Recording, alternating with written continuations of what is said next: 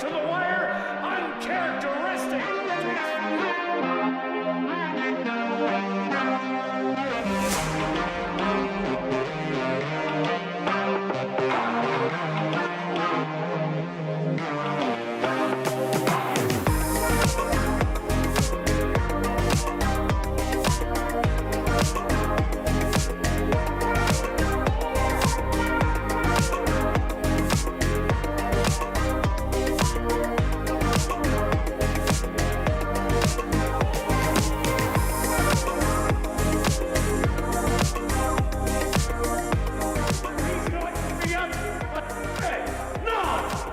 The 74th running of the Manitoba Derby.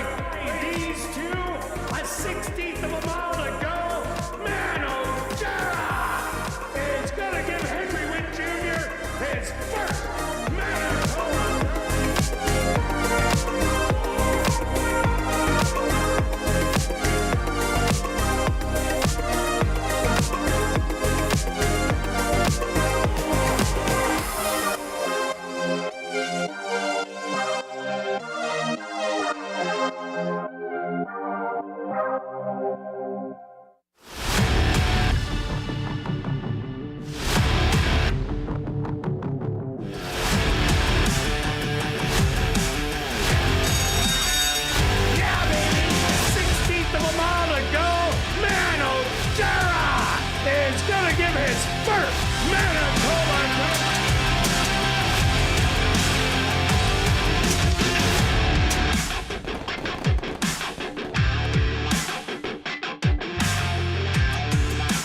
The Manitoba Jockey Club acknowledges that we are on Treaty 1 territory, and the land on which we gather is the traditional territory of the Anishinaabe, Cree, Anisininew, Dakota, Lakota, and Dene peoples, and the national homeland of the Red River Métis.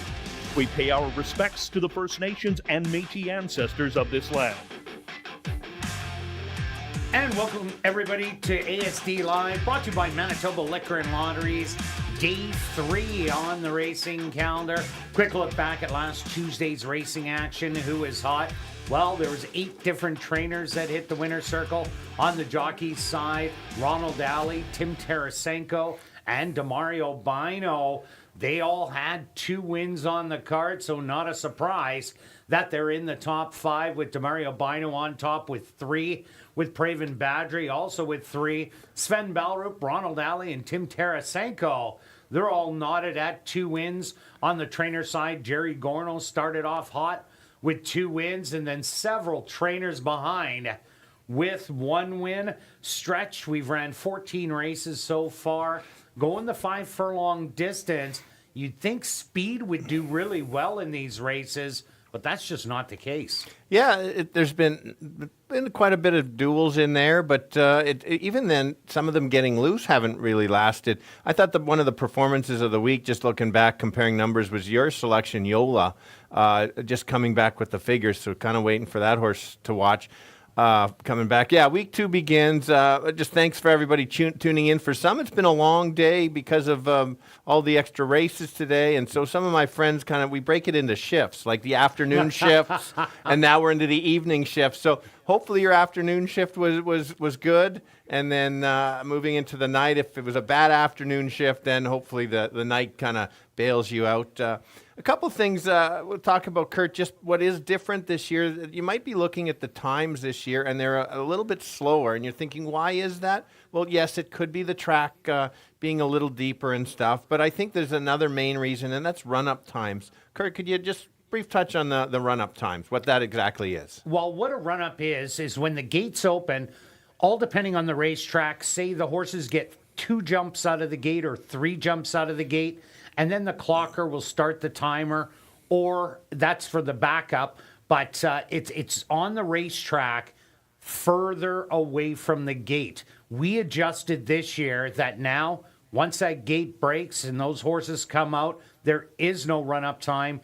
So the times will be slower, especially the first quarters. We've seen a lot of 24s so far, and usually our first quarters are in the 23 variety. So it does make a difference when you don't get those first couple jumps and then get timed, because you're starting pretty well straight from the gun. Yeah, exactly. And I think it was even a few more jumps, even, got to try to confirm what it was last year. But based on the first 2 days, so it's nothing, I'm not taking this to the bank, but just kind of comparing to some of the horses that I do know, I think it's 1 second on that first quarter. So if you're kind of comparing, not that I like to compare times, but trying to figure out figures or why they're slower, I've got it at 1 second at 5 furlongs. I think it's going to be different once you go to 7 furlongs because the horses are not gunning out of the gate for the most part. So I'll kind of update on that as we go, but that's what I kind of found. I like the card today. How about you? Yeah, I really like today's card. Hopefully, I ended off with a win last week, and let's keep it going. Let's kick it off with the $10,000 claimer for 3-year-olds and up that are non-2-lifers. Going the 5 furlong distance stretch. Who do you like? Okay, I think there's an early battle in here, and I think there's 3 of them are some of the main speeds in here, and they're off a layoff. So that's why I've gone to a closer in here. So I've gone with the outside closer, horse coming from Fawner Park. I like how this horse is closed a bit, and I think that the 4-1 morning line, I don't think you're going to get all of that. Maybe 5-2, but I just think the race completely sets up for the closer. If the other ones don't get away. You've got 4. You think the 4 is going to clear? Is that what you're going with there, Kirt? Yeah, I really like the inside speed here. Adjournment ran against a lot of tough horses and was in the stakes races last year and has a muddied up form as it did end up going around 2 turns. And obviously the horse didn't like that at all as it did show speed in most of them and then backing up. I like that this horse is coming back, freshened up. It ran well early on last year.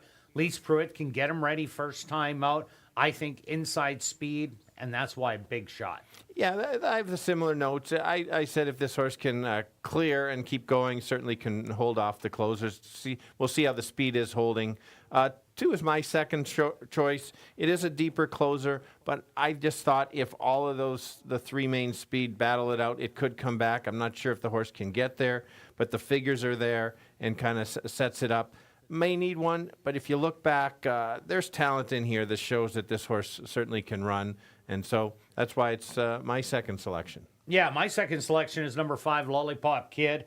As you see, Antonio Whitehall had ridden both of these horses in the past. I'm not sure if he did have choice in between the 2, but Lollipop Kid was another one that ran really well early on, comes in with a really nice workout, 2 works back. 5 furlongs, 101 breezing, and I think Lollipop Kid's best distance is going short. That's why I like 4 and 5. I'm thinking these 2 to run around the track together. Okay, very good. So, yeah, I'm 6-2-4. All right, and I'm 4, 5, and 6. Now we're going to carry on to race number 2, a $7,500 claimer for 3-year-olds and up, and we're going to stretch it out to 7 furlongs stretch. Who do you like in here? Yeah, like you said, first 7 furlong race of the year. And nice and early, day 3. Absolutely. So we've got all the invaders have started in 2024. One's off a slight layoff. We've got 3 from Fawner and the other ones from different tracks. So I am going to go to the 5, and I know I'll let Kirt explain something once I'm done with this. Horse is coming from Turf Paradise. Has had a nice success going the 2 turns. Is moving up.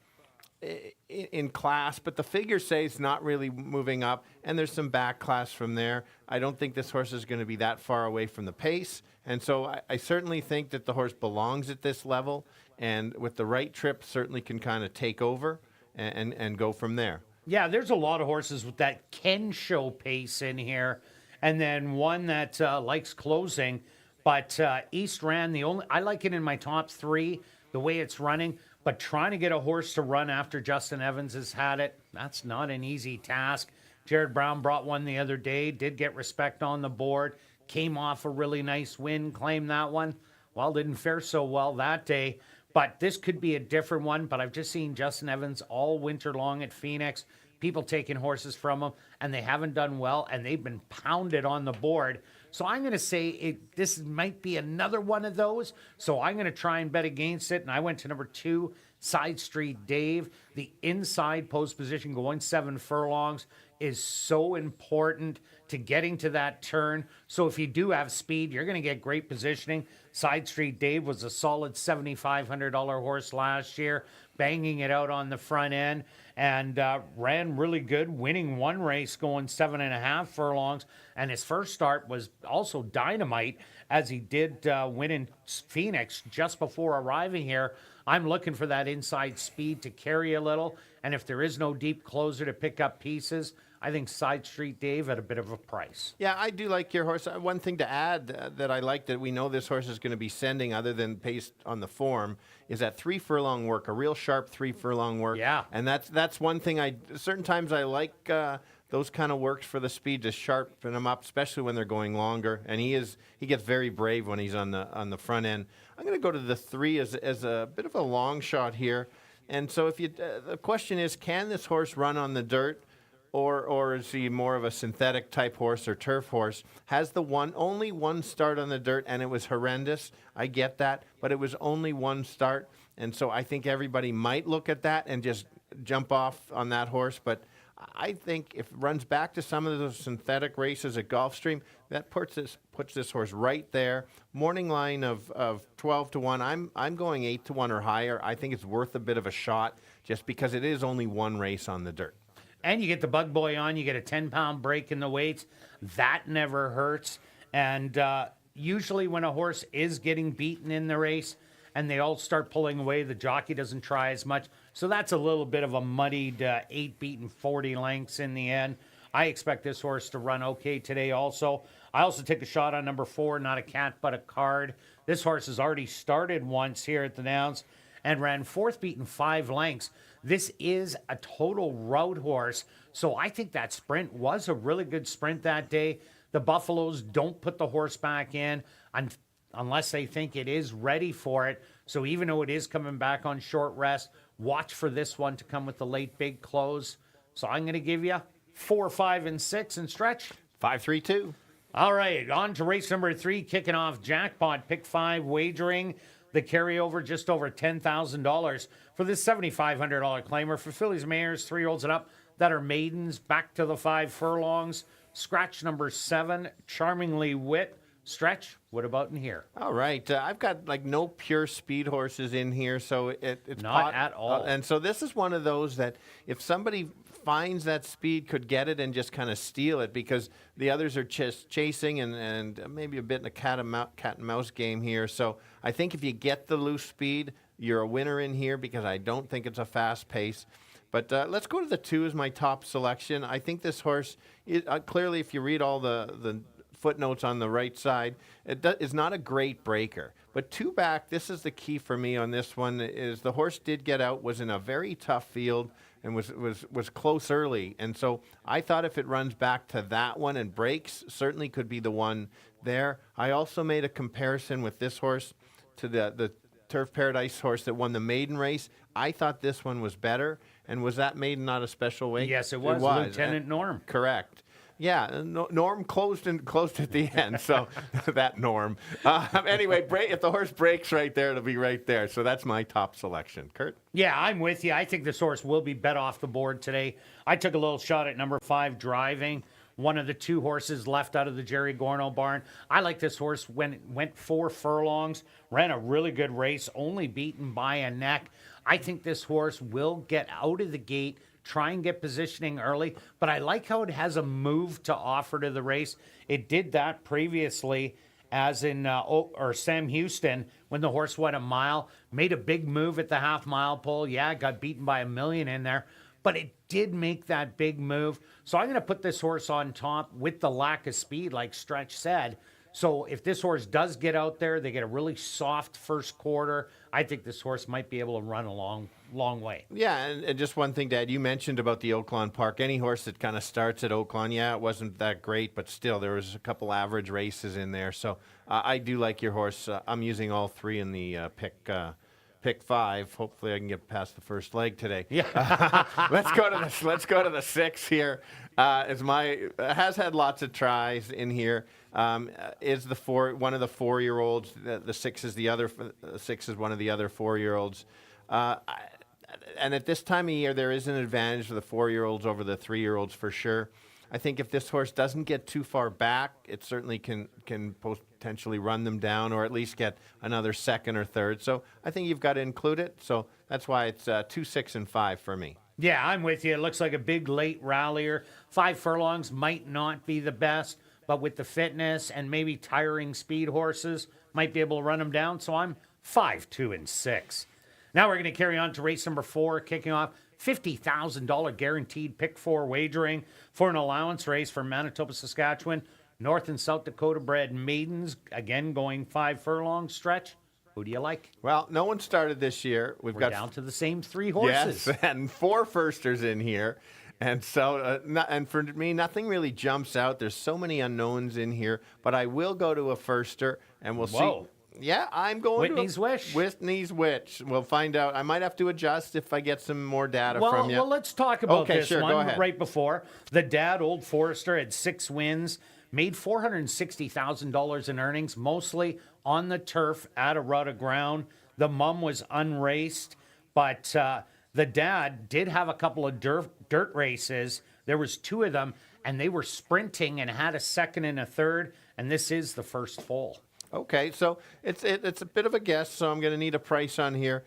Main reason was I like the connections and also a real nice 5 furlong work coming in. That was big for me, and then the steady work's coming in. So I think the horse is ready to run. We'll see if the turf does want or longer, but I'm going to start with that one. It's certainly no run to the wicket bet for me, but so that's my top selection. Yeah, all 4 works on this horse are really nice. I went to the 2 Awfully Special. Doesn't look like there's a lot of speed in here. We'll see what the first-timers offer to the race. But Awfully Special showed speed almost every time last year. And that race against Just Let Me At Him, that first one, Just Let Me At Him is an absolute rocket. So for this horse to be even within a length of it early on, that means the horse does have some early speed. A really nice workout coming in 101 and 2 out of the starting gate. I expect this race to run in 101 and 2. So I think that's a spectacular work. And that's why I'm giving Awfully Special the nod. Yeah, absolutely. That is a flashy 5 furlong work. I've got to include it again.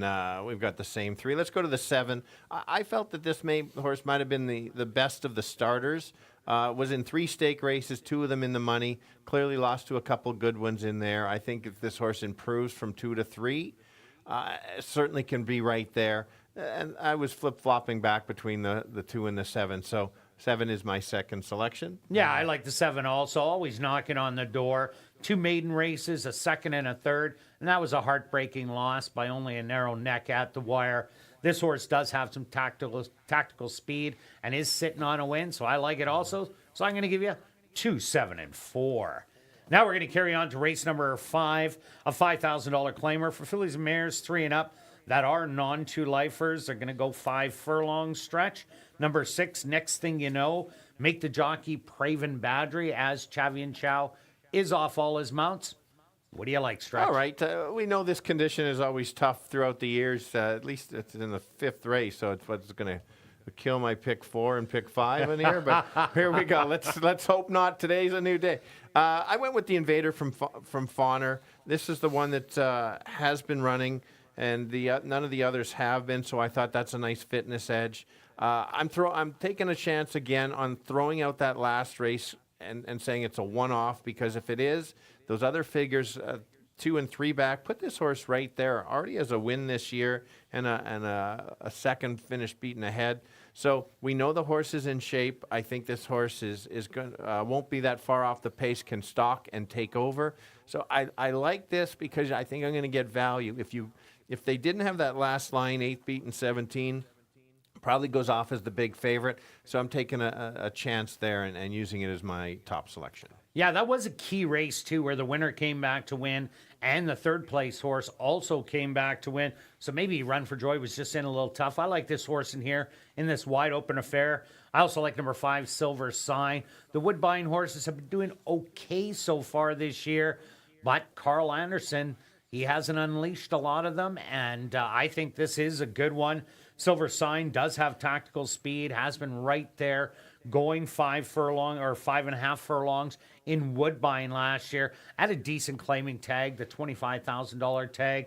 This one has been working very well for this debut. Carl's not known to blaze his horses in the morning with flashy workouts. He just gets them ready, and I do like that to the ownership. Neil Van Dorp has added Carl Anderson to it. I'm not sure if he added it or they just were mutually in on the horse.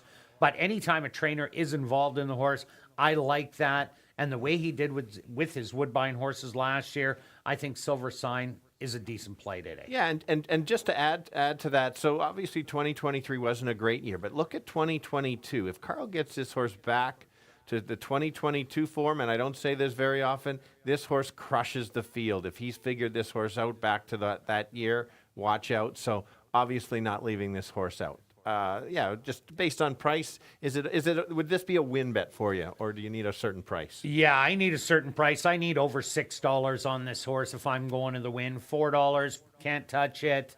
Might want to throw exactors or something instead. But yeah, I need $6 or more. I'm with you with that too.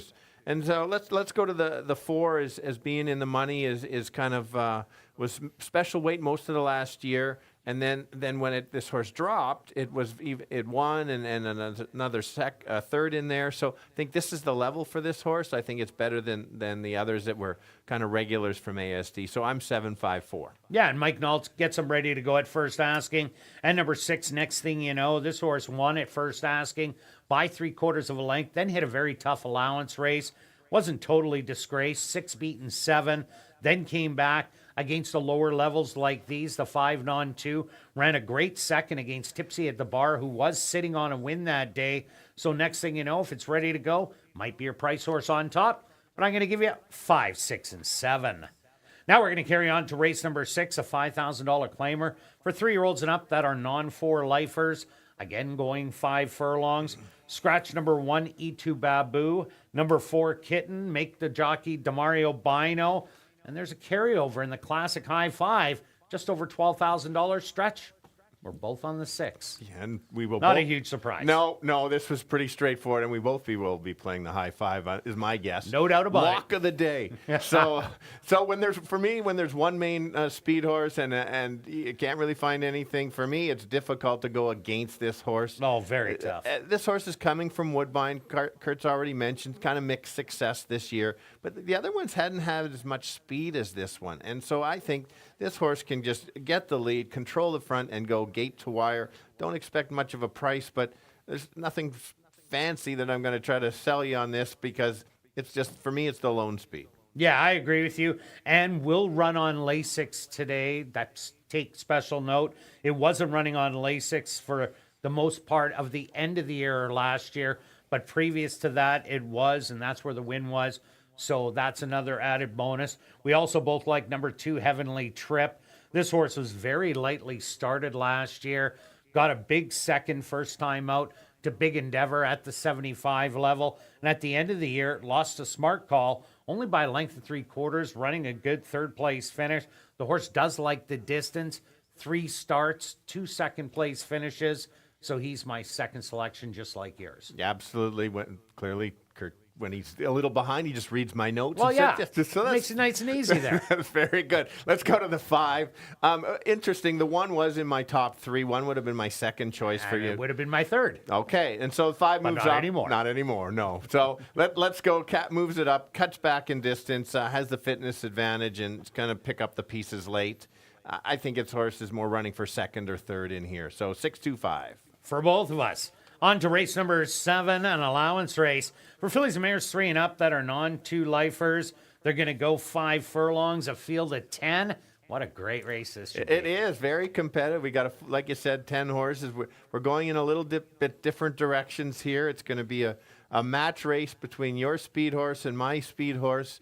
Is my speed horse going to the front, or is he going to relax off of it? Exactly. Well, if like she has in the last couple. That's true. Then Stretch's selection is coming in. Oh, so, okay. So anyway, I went to the 2 because a couple reasons, and one reason is when a horse impresses me and surprises on how well. I didn't think the horse would run as well as she did. And so that's why I had to go to her. Just so impressive. I felt this horse battled with a Santa Anita Invader and minor stakes winner at Turf Paradise. She's my niece. Very good, yes. And so I thought that maybe a slight class drop in here. This horse, and so if this horse gets any breather, I think gate to wire. If yes, your 6 is certainly a runner, but but I think the speed certainly can carry a little bit farther. And so I think a small upset if they let this horse go, or she just improves a little bit more over the track. So that's why 2 is my top selection. Yeah, I think Island High also brings some speed to the race,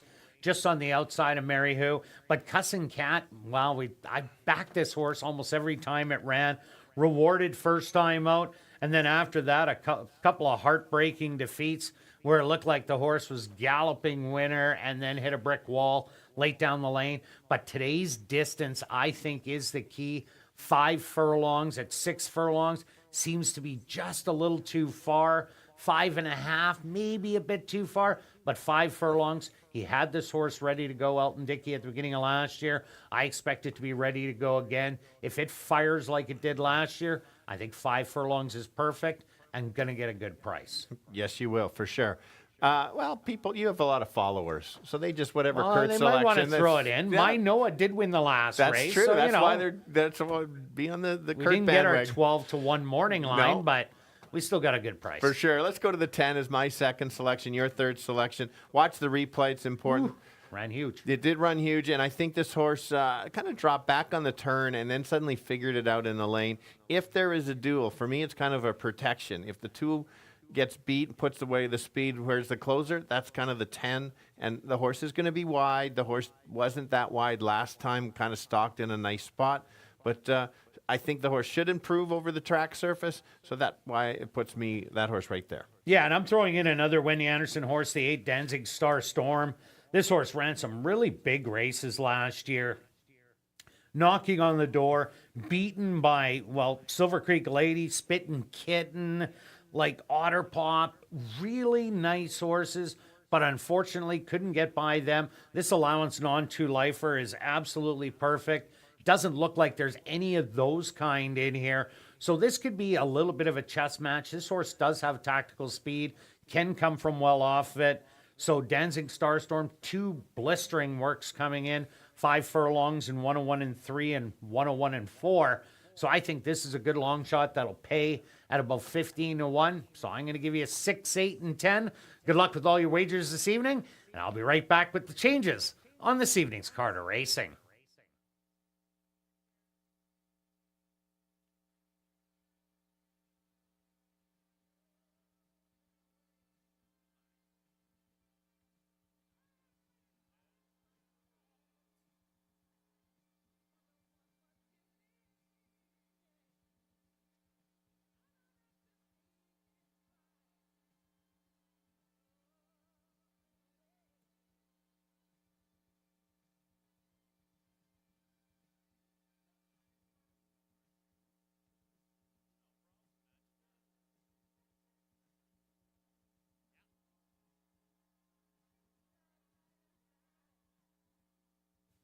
And if everybody can get their pens and programs ready, here are the changes on this evening's 7-race Carter Racing. Turning your programs to race number 1, there are no changes. Now turning your programs to race number 2, just the lone overweight, which is on your TV monitors. Now turning your programs to race number 3, kicking off jackpot pick 5 wagering, the carryover just over $10,600. Scratch number 7, Charmingly Wit. Now turning your programs to race number 4, the in loving memory of Jim Heighton race, kicking off $50,000 guaranteed pick 4 wagering. Again, just some overweights. Now turning your programs to race number 5, our VIP Fan of the Night race. Scratch number 1, Move to Order, and number 6, Next Thing You Know, make the jockey Praven Badri. And number 5, Silver Sign, the ownership should read Neil Van Dorp and Carl Anderson. Now turning your programs to race number 6, our first of 2 classic high 5 races, and the carryover for this one just under $12,500. Scratch number 1, E2 Babu, and number 4, Kitten, make the jockey Demario Bino. Now turning your programs to race number 7. Turning back to race number 6. Number 6, Big Investment, Will run on lay 6. Now turning your programs to race number 7, our other classic high 5 race. Number 4, Catch the Dream, will run on first time, lay 6. Well, a beautiful evening for racing here in Winnipeg. Currently under cloudy skies. Well, Stretch, we do know that you're the golfer. I'm the one that pretends to golf while I drink. Yeah, there you go. I like how you're the golf ball just Yeah, flying that's probably away. why I'm the golf ball then. Absolutely. See, and I'm holding my finish. It looks good. Looks good. You Looks look good. a little too happy giving me a good smack on the keister there. Very good. All right, currently under cloudy skies, 14 degrees Celsius or 57 Fahrenheit, and a very light wind out of the north-northeast at 13 kilometers an hour. And your track is currently listed as fast. Fast racetrack for this evening, 7-race card racing. We're going to kick it off right here in race number 1 that goes to post in 17 minutes.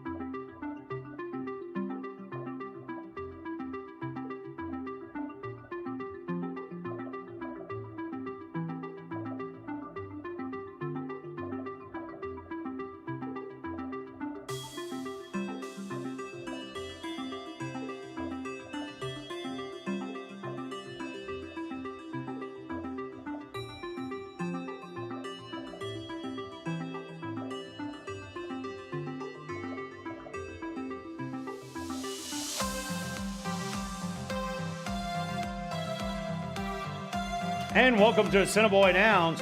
Be sure to enter your name for a chance to be our VIP Fan of the Night. Ballots are available in the lobby. If your name is going to be picked, you get the VIP treatment, including a $25 wagering voucher. You're going to get an ASD t-shirt, an ASD ball cap signed by Stretch and myself, and you're going to get to come up to the press box, watch me call a race. Then you go down to the paddock, see the horses, and then off to the winner's circle to watch a race and get a framed photo with the winning horse. Now on to racing. If you're new to racing, stop by and see Shannon and Brad at the Fan Education Center, located on the main level. Also, that's the place to open a free betting account at hpibet.com to bet on the races on your phone. And what's more, if you open a new account and bet 100, you're gonna get 100. Have a great evening of racing.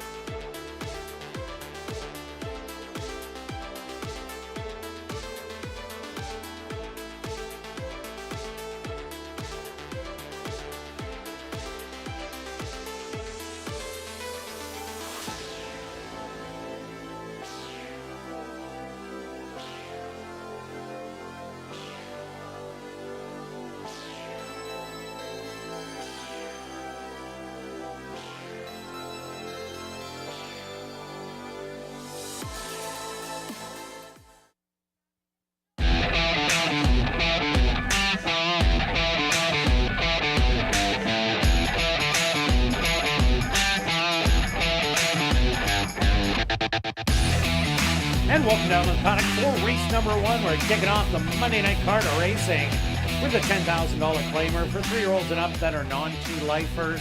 They're going to go 5 furlong stretch. All right, the opener here, Stretch. Who do you like? All right, let's go with the my top selection with the 6. If we've You're got getting value on the 6, don't bet at anybody. Bet Kurt's. Kurt's doing better. Leave it. There we go. let's talk about the 6 here. We've got Julie and Julia today on the camera taking turns. So here we go. I think there's an early battle in here. So I'm looking for a bit of a closer. The speed horses are 3, 4, and 5, all off a layoff. And we've seen lately that when there's been a duel, very few horses, even at 5 furlongs, are making it to the wire in front. So I'm hoping I get the nice stalking trip and it kind of backs up and away we go. Yeah, I went to number 4, Adjournment. One of the other speed horses in here, but I don't think they're all going to bang heads because Shelley Brown has the 3 and the 5, so she doesn't want them banging. So one of them will have to sit back just a little bit. I think that'll be finalized. So I went to number 4, Adjournment, the inside speed. This horse ran a lot of good races last year. Second in the Osiris for 3-year-olds. Throw out all those route races. The 7th beaten double digits, but the last race of the year, this horse, as a non-2-lifer, ran against non-3-lifers and ran a huge effort, only beaten by a length in the end. This horse gets a break in the weights with the jockey Rashad Knights aboard, so I'm going to give Adjournment my top nod. Yeah, a couple good points to include in there, and a good point on the two jockeys. I went to the two as a closer. If the speed runs around the track, we're not going to hear from the two at all. But I just like the figures. May need one for sure, but I just think in case there is that, if 4 and 5 knock heads, we've got the 5 as the favorite. Those could come back, especially if they come up a little bit short. Horse looks great in the paddock and actually adds blinkers. If you take a look at that, remember, first start of the meet, you don't have to put the equipment. Correct. This horse is wearing blinkers. Didn't wore it in 2022 at Woodbine. So we'll see. I think Curtis must be thinking, get this horse focused earlier. That might be the difference. Yeah, maybe get a little speed, because that's usually what blinkers does. I do like number 5, Lollipop Kid. This horse is 4 for 6 in the money here at the Downs with a win, 2 seconds, and a third-place finish. Nice workout, a 1-1-1 coming in. Lollipop Kid brings speed to the race. I don't know if it wants to bang it out and let Finalize sit right in behind, if that's the way this race is going to work out. But Lollipop Kid, out of the two, I think has more speed. And I think it can just run around the track with the 4. For sure. And so the other speed horse could be sitting just off. You think Finalize is going? Yeah. So if that horse outbreaks. And we don't have this horse 9 for 9 in the money last year. That's crazy stats. It would have helped your show Here parlay. at Assiniboia Downs. Here at Assiniboia Downs, it would have helped your show parlay. So that's the other speed, and then Valid Defense. A late closer in here, got it done late in the year. And that was at the restricted Manitoba, Saskatchewan, North Dakota, South Dakota breds, but was running very well at the end. So it might be able to get a piece. Let's go to our wagers here in race 1. Stretch, what do you have? All right. Mine's simple. 30 place on 6.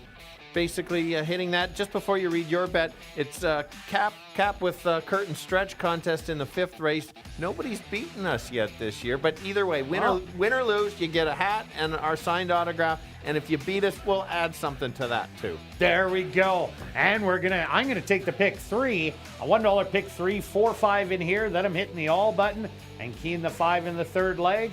And that's gonna cost $24. That's a $2 ticket, 12 for $1. Good luck with all your wagers here in race 1. And we'll see you back for race 2.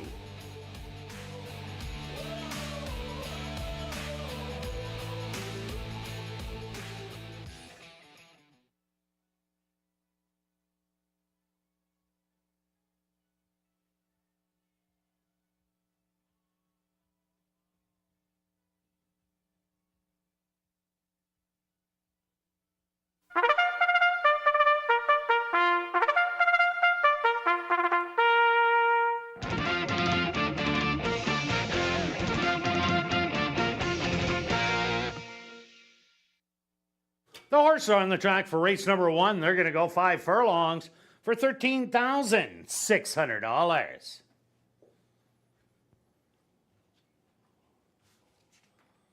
Number 1 is Valid Defense, owned by Wendy Anderson and Keith Wright, trained by Wendy Anderson with Javanil Patterson. Number 2 is Giant One, owned by Final Stable and Club 3D Stable, trained by Curtis Maxwell with Dario Dalrymple. Number 3 is Finalize, owned by All for One Stables, trained by Shelley Brown with Ronaldo Cumberbatch. Number 4 is Adjournment, owned by Arneson Farms, trained by Lise Pruitt with Rashad Knights. Number 5 is Lollipop Kid, owned by All for One Stable and Oslin and Christina Bell, trained by Shelley Brown with Antonio Whitehall. Rounding out the field is number 6, Ratliff City, owned by Henry Wood Jr., trained by Jerry Gorno with Neville Stevenson.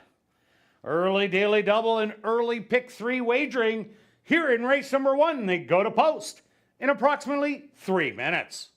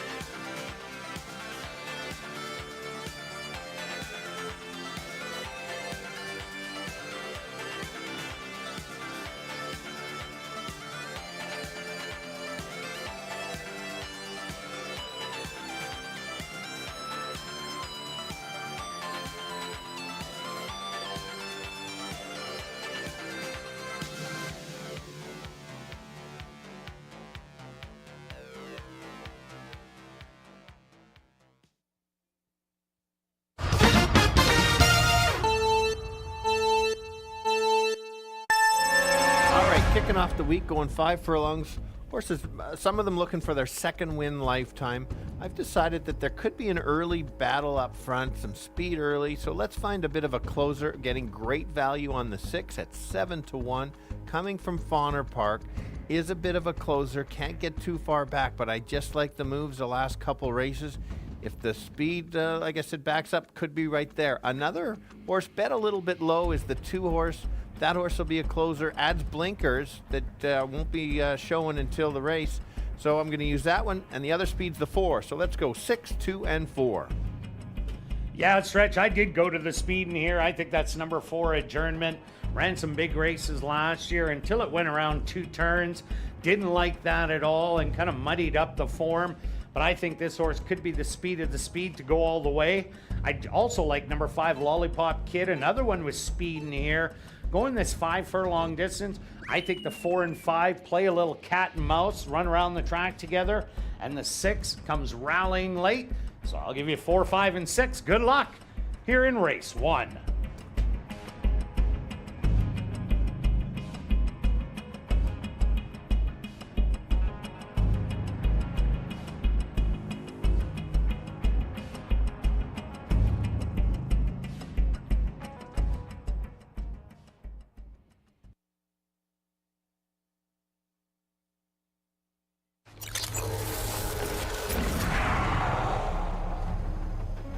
It's now 2 minutes to post time at ASD.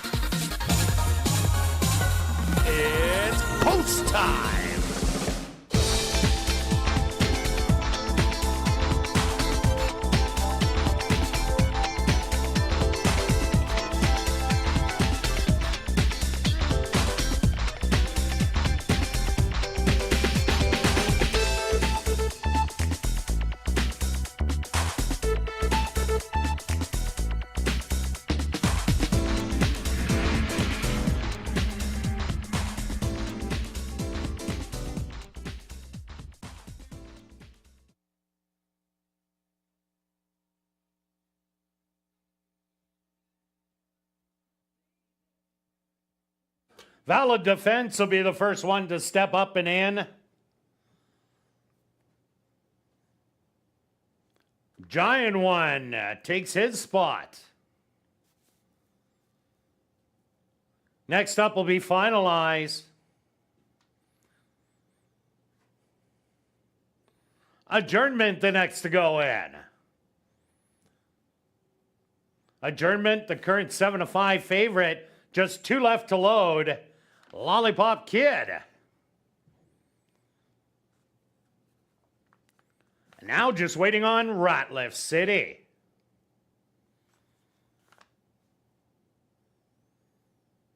The field is set. They're at the post. And they're off. Adjournment, the first away. Showing good early speed. A Finalize on the inside. Putting up a chase in second. Back to third. Giant One. Lollipop Kid on the outside in fourth. Then it's Ratliff City and Valid Defense will be early trailer. About 5.5 off the lead. But the leader is still Adjournment on the outside through an opening quarter of 24-2. Finalize now looks them in the eye on the inside, and it's these two settled in behind. Ratliff City with some good run, and Lollipop Kid, they hit the head of the lane, and Finalize has shot free by 3 lengths. Adjournment trying to battle back on the outside. Ratliff City coming with a little bit of a late run, but Finalize inside the 16th pole is gonna get it done by 2.5. Second's gonna go to Ratliff City. Valid Defense rallied for third.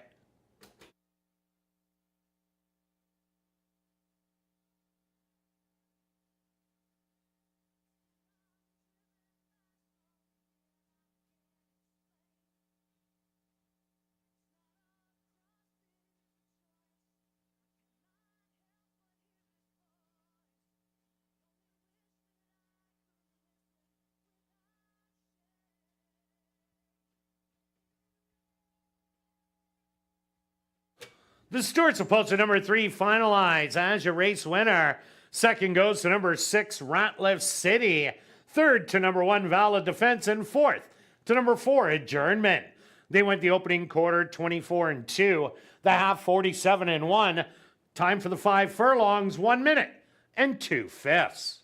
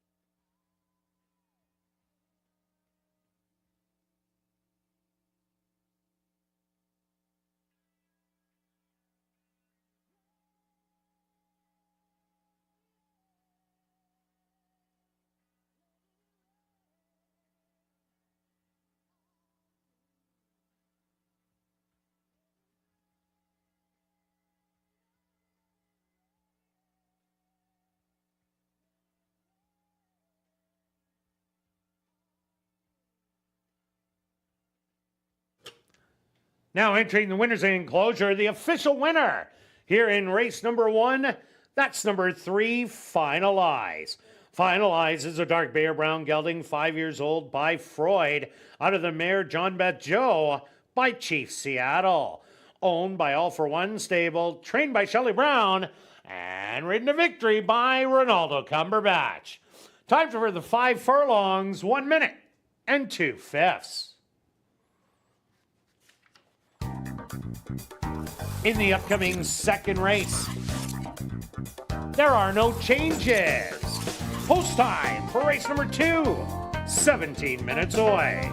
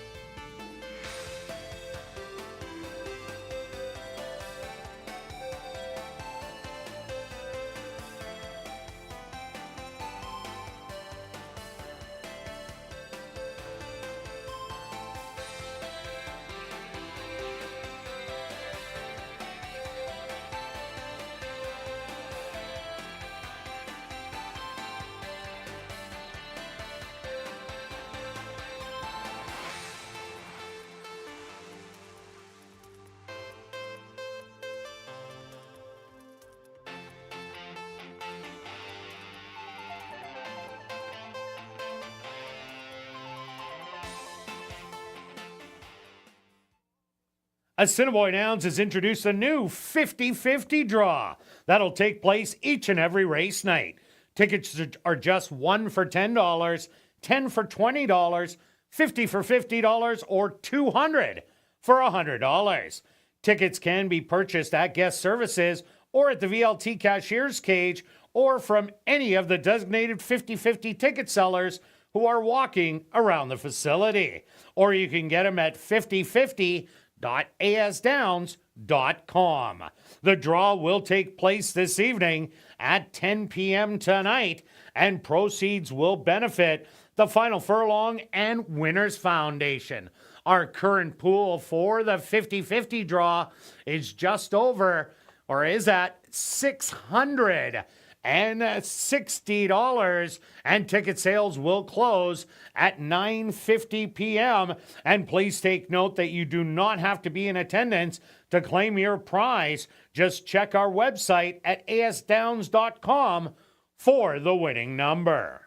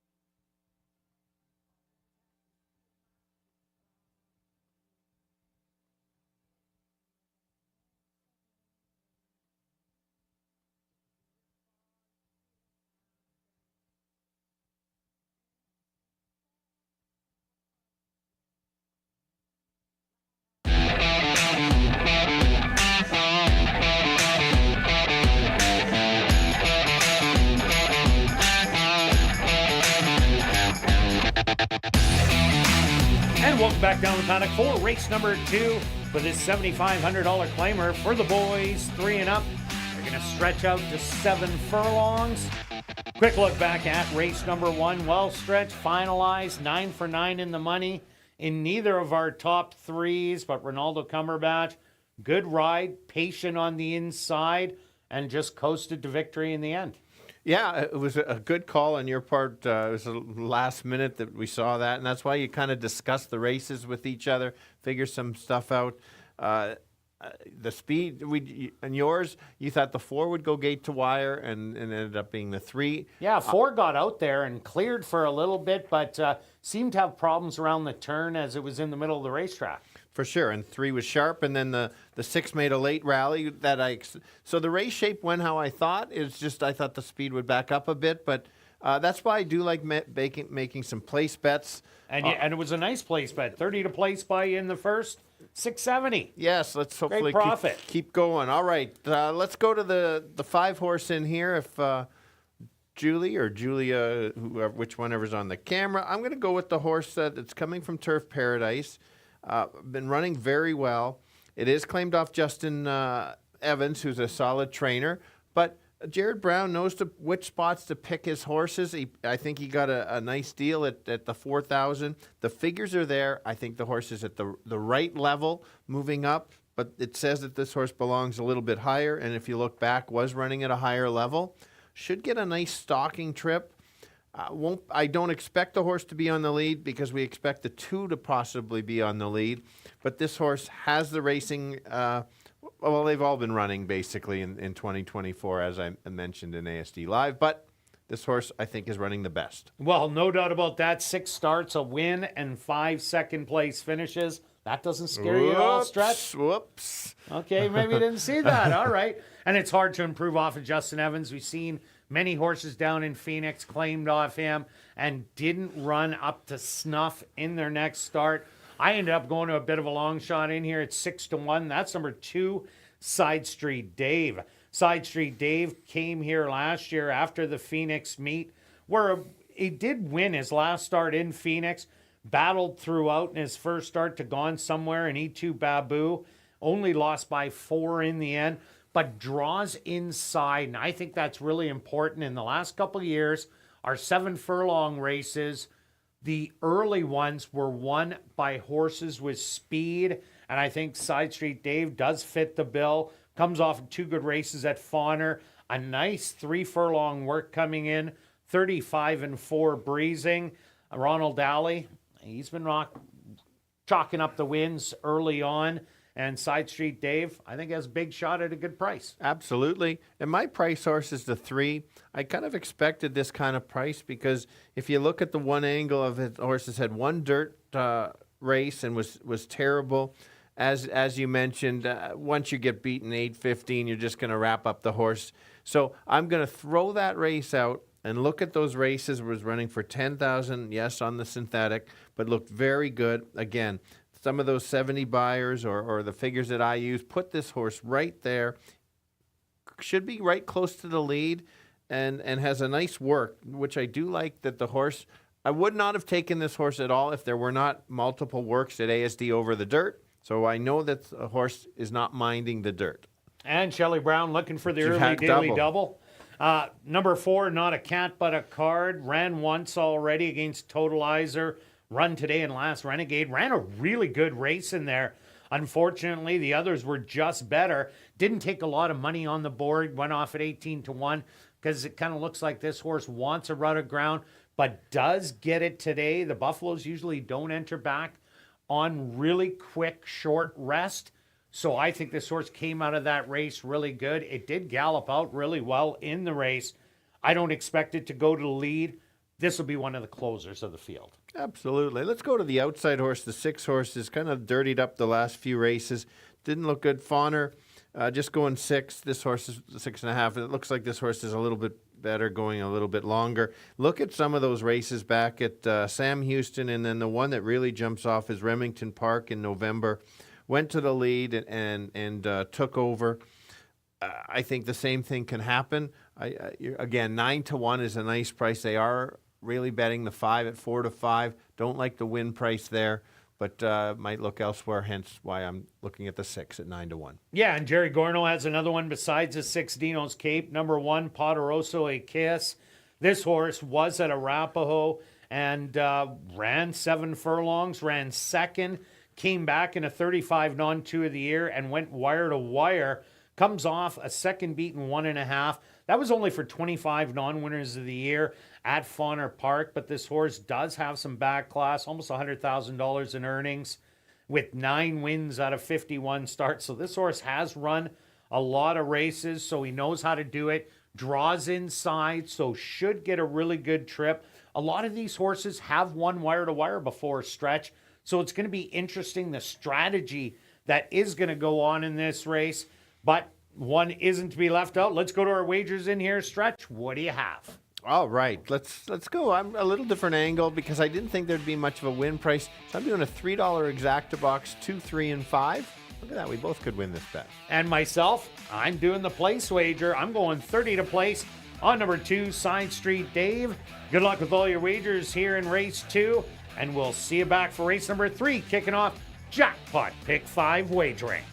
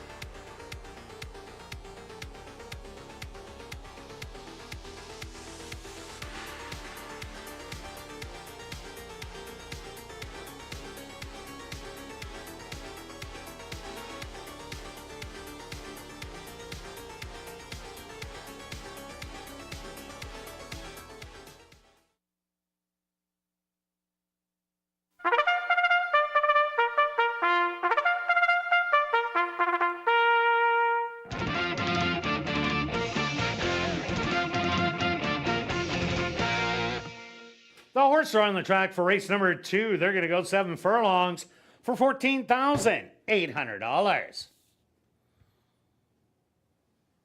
Number 1 is Poderoso A Kiss, owned by Henry Wood Jr., trained by Jerry Gorno with Praven Badri. Number 2 is Side Street Dave, owned by Sanderson Stables, trained by Bruce Sanderson with Ronald Alley.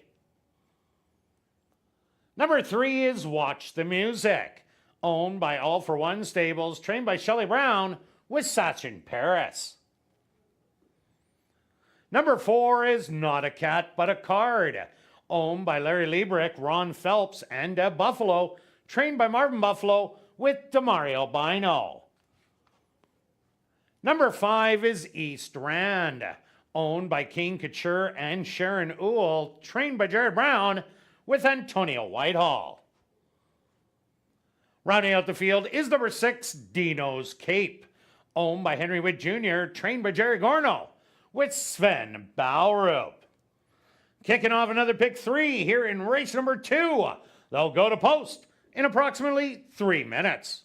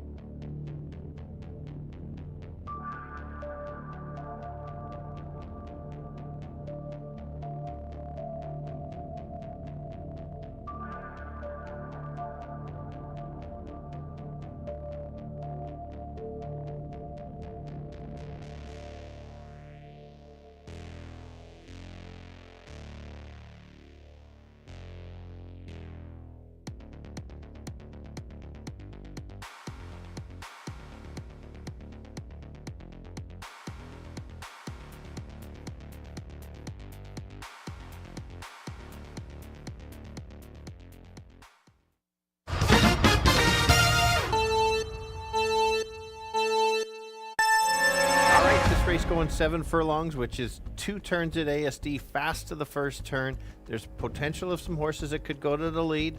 I'm going to start with the favorite, the 5 horse coming from Turf Paradise. This horse should get a nice trip, does not need the lead, should get the trip, runs back to some of those other races recently, should be right there. Who's a bit of a price play? Let's look at the 3 horse getting 8-1. That's my value play. Again, can be close to the lead. If takes to the dirt, certainly can be right there. Don't leave it out. So I'm going 5, 3, and 2. Kirt? Yeah, Stretch, I went to Speed on the inside. That's number 2, Side Street Dave. Speed has done well early on in the year, going around 2 turns. And Side Street Dave comes off a couple good races, one sprinting, 6.5. That's a couple times around at Fauner. And third beating a length, going a mile. Does really well here at Assiniboia Downs with Speed, so I think he's the one to beat on the inside. Also like number 4, Not a Cat But a Card. I think this one will be a late rallier in here. And East Rand hasn't been worse than second in 6 starts this year, so I'm going to give you a 2, 4, and 5. Good luck here in race number 2.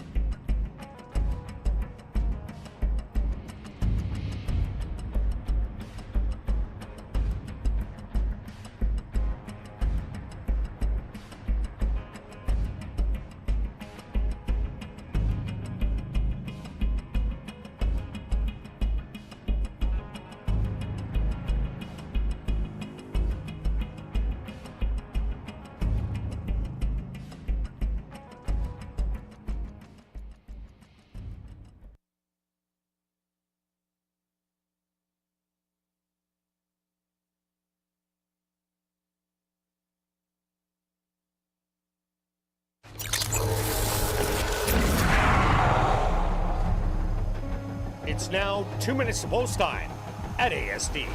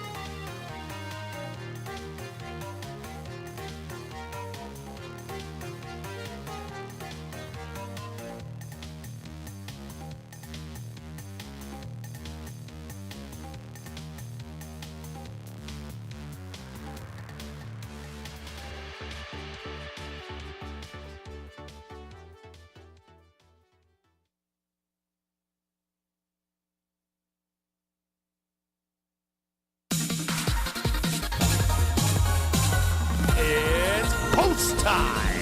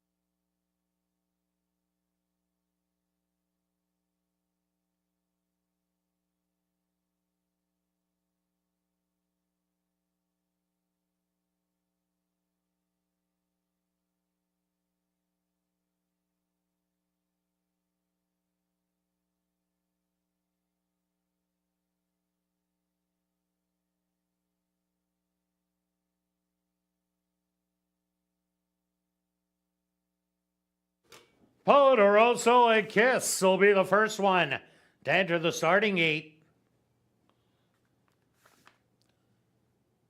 Side Street Dave walks in. Next up, Watch the Music. Not a Cat But a Card is also in. Just 2 left to load.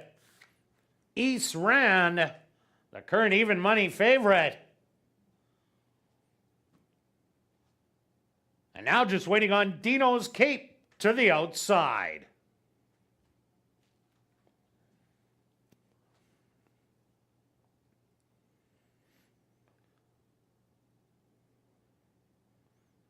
They're at the post. And they're off. Hopping at the start was Poderoso a Kiss. Side Street Dave, the first one out of the gate, getting company on the front end by Not a Cat But a Card. Settled back, 3 across the track. That's going to be Watch the Music, East Rand, and Dino's Cape. And the trailer, Poderoso a Kiss, is going to spot the field about 7 lengths after the poor beginning. The opening quarter, 25-2. Side Street Dave on the inside, Not a Cat But a Card. Looking right in the eye, 2 wide. Settled back in third, East Rand, the favorite, Dino's Cape. 4 wide on the outside, Poderoso a Kiss snakes the way up the rail now into third. The trailer, Watch the Music, the half. 49 seconds, and Side Street Dave, a quarter mile to go, has a short lead. Poderoso a Kiss running a massive race, gets up the inside and now takes over as the leader. Watch the Music trying to thread the needle on the rail. Back to third, Side Street Dave, but it's Poderoso a Kiss. Side Street Dave with more life late. Side Street Dave is gonna take it. Poderoso a Kiss for second, very close for third. Blanket finish between Not But a Card, East Rand, and Dino's Cape.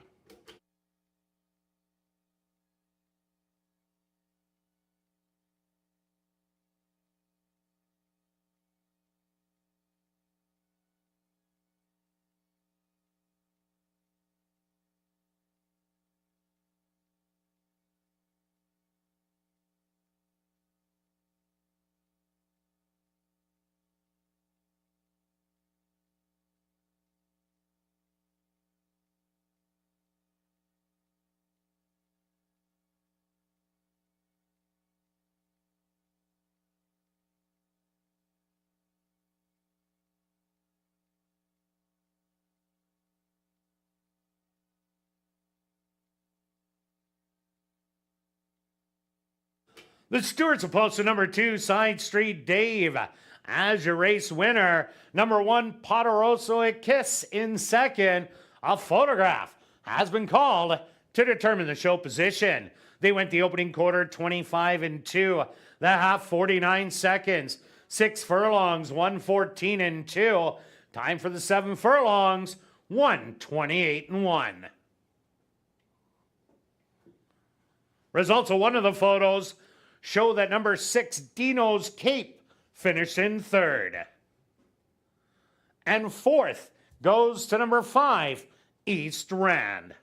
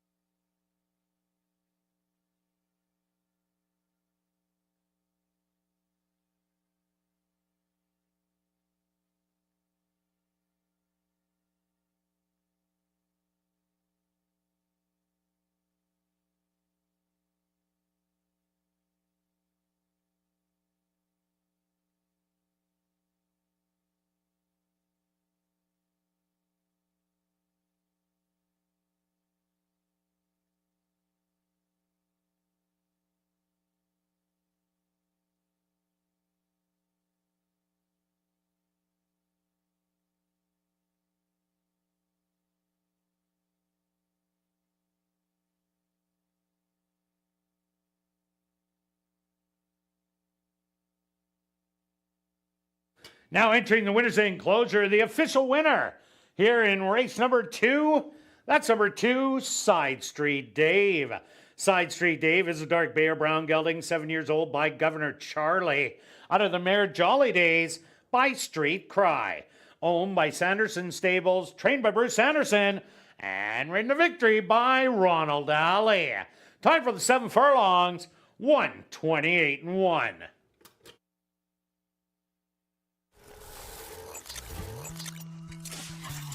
Race 2 is official in the upcoming 3rd race. Kicking off jackpot pick 5 wagering. The carryover just over $10,500. Scratch number 7, Charmingly Wit. We will carry on with the rest of the changes in this evening's pick 5. There's no changes in race number 4. Turning your programs to race number 5. Number 1 moved to order was scratched. Number 6, Next Thing You Know, make the jockey Praven Badri. Also number 5, Silver Sign, the ownership should read Neil Vandor and Carl Anderson. Now turning your programs to race number 6, scratch number 1, E2 Babu. Number 4, Kitten, make the jockey Demario Bino. And number 6, Big Investment, will run on lay 6. Now turning your programs to race number 7. Number 4, Catch the Dream, will run on first time lay 6. Jackpot pick 5 wagering here in race number 3. They'll go to post in 17 minutes.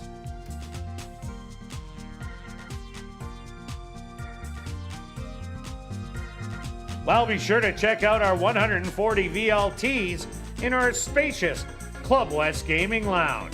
It's located on the 2nd level of the grandstand, and it's open all day, every day from 10 a.m.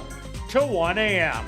And starting Monday, June 3rd, we will be drawing for $500 cash each race night in the VLT Lounge following Crazy Hour.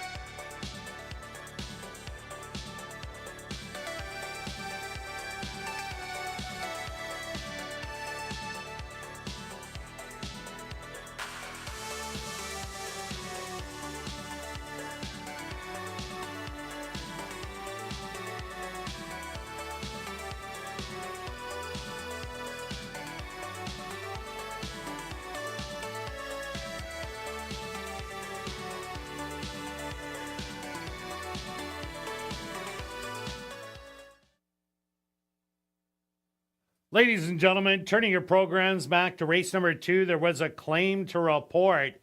Claim for $7,500 was number 5, East Rand, claimed by Stashes and Stables trainer Fred Rawson.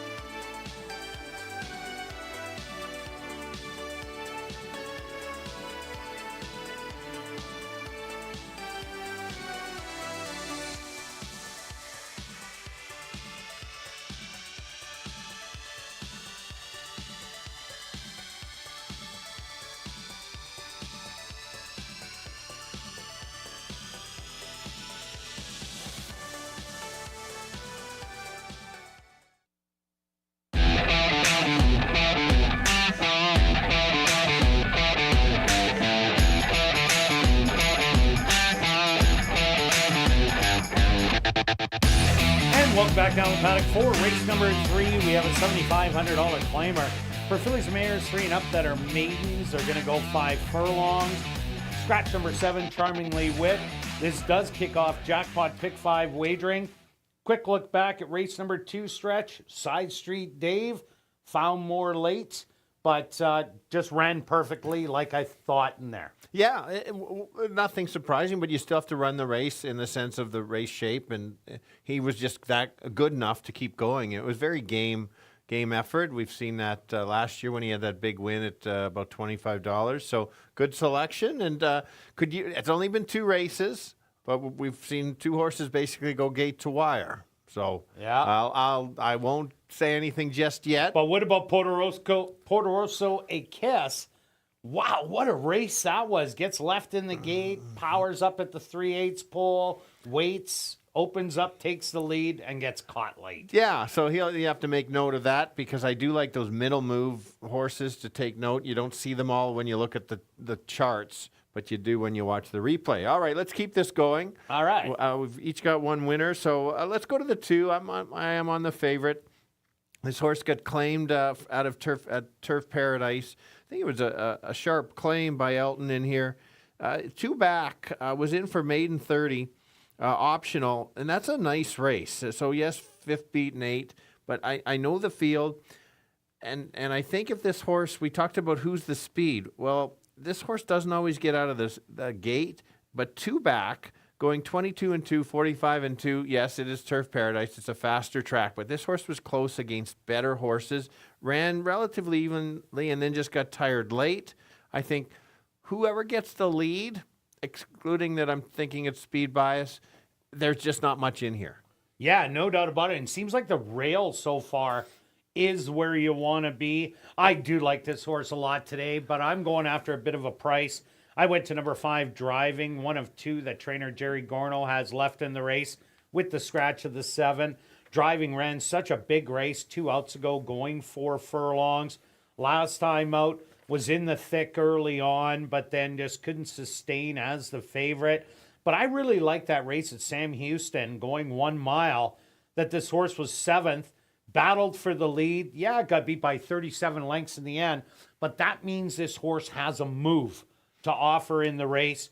So if Driving maybe can get out to the lead, there isn't a lot of speed, and maybe slow it down to 24-4 first quarter, this horse might be able to go all the way. Oh, completely. That's why it is in my selections. I've got the 6 as my second, but you'll see in the pick 5 coming up that I've got all 3 of those. This horse, we'll see if we had a closer come in the first race, ran second. Maybe if this horse can get a little bit closer, is one of the 3 4-year-olds. And we mentioned that this time of year, actually, I guess there's 4 of them. Yeah. There's only 2 3-year-olds, the 2 and the 3. There's a slight advantage at this time. They're trying to catch up, but I like these races at Fawner. It's a kind of a bull ring, as they call it. So you're going around a couple turns for 6 furlongs. If this horse can get the nice position, has a shot. lots of thirds. So I think if anything, it would be a solid show bet. I could run a parlay from my winnings in the first, maybe. Well, you could, but it's not Show Parlay Wednesday. It is not. That's next week. Yeah, there we go. Number 4, Jackie's Thunder. Here's a horse, has trouble hitting the board so far, 9 lifetime starts. Not a lot to show for it, but I like the workout pattern so far this year. 49 and 4.5 mile, then back-to-back 5/8 of a mile.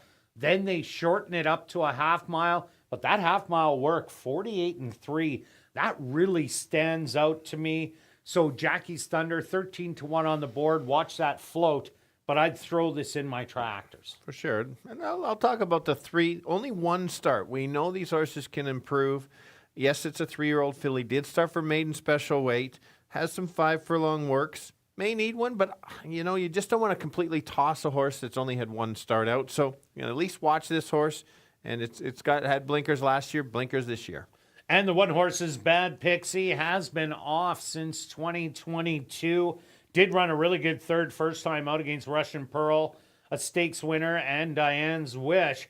And then the comeback race went a mile. Didn't look like it was ready for that one, as it did start so late in the year, was beaten double digits, has decent workouts coming in, but because of the big long layoff, I'm just going to have to watch one. Okay, Stretch, pick 5 time. Do you have 1 or 2 tickets? I just have 1 ticket today. 1 ticket, and so... What's going on there? I don't know if it's... I don't think my ticket's going to pay pool or jackpot, but hopefully it can pay a little bit. Let's go 2, 5, and 6, kind of conservative.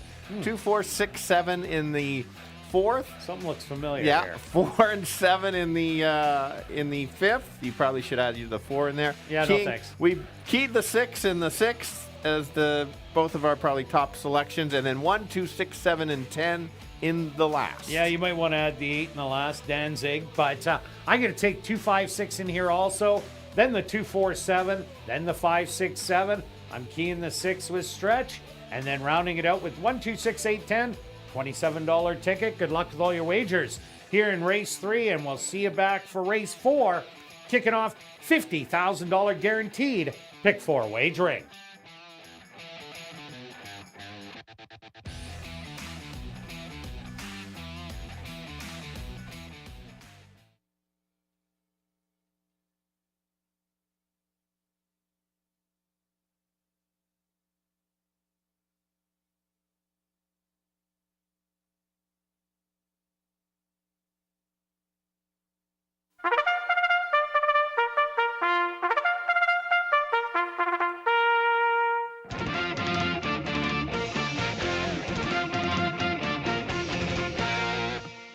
The horse are on the track for race number 3. They're going to go 5 furlongs for $10,000.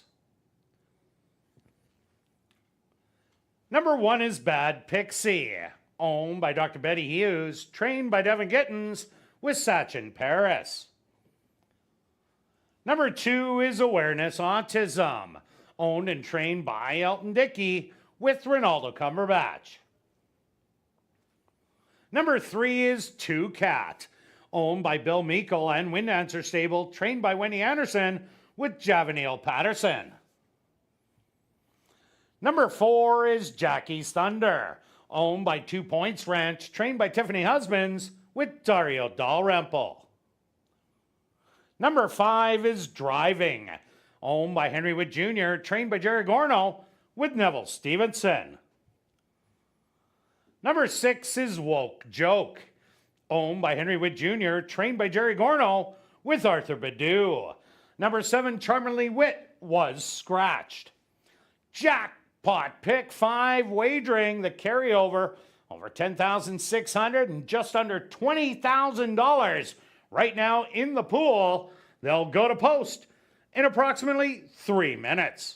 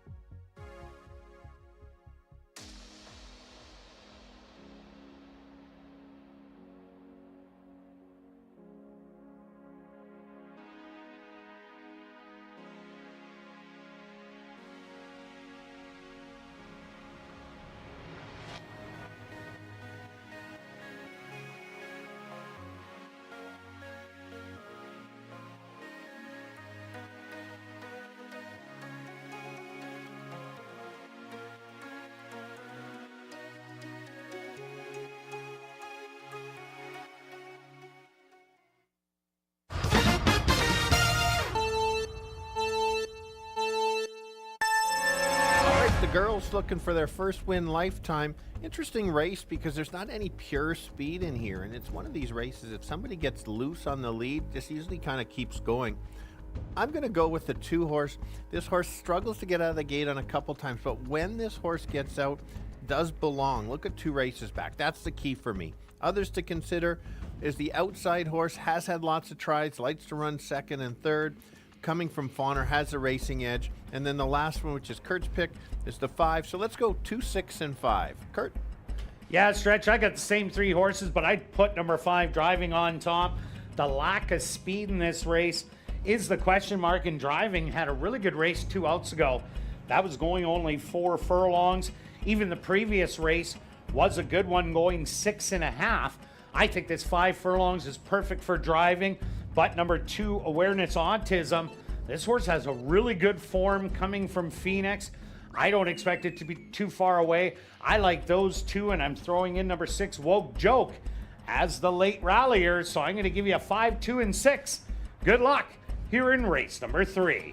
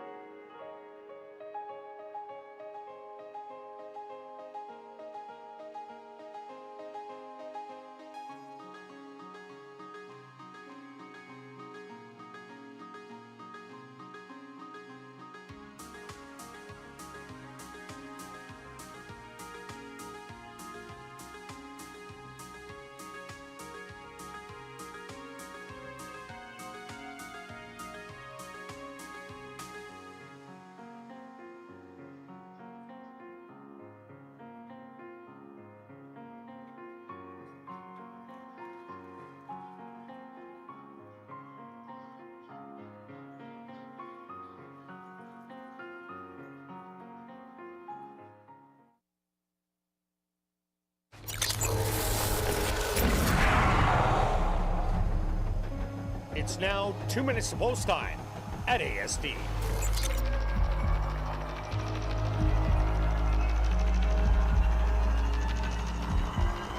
Ladies and gentlemen, we have a late scratch to report in this, a 3rd race.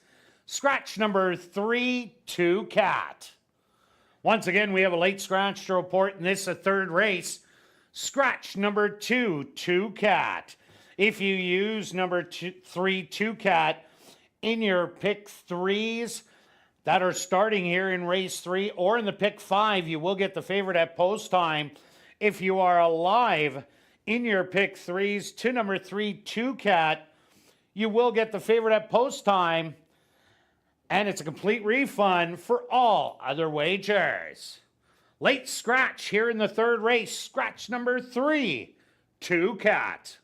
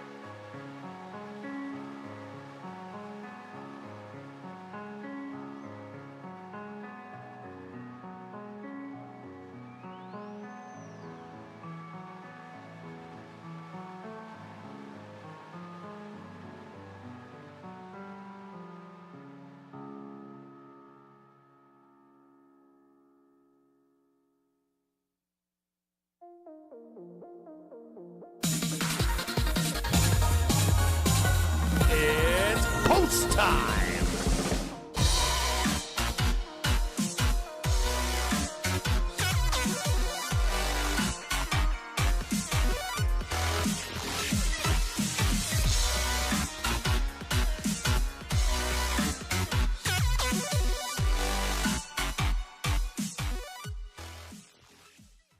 Bad Pixie. She's the first one to go in. The even money favorite, Awareness Autism, steps up and in.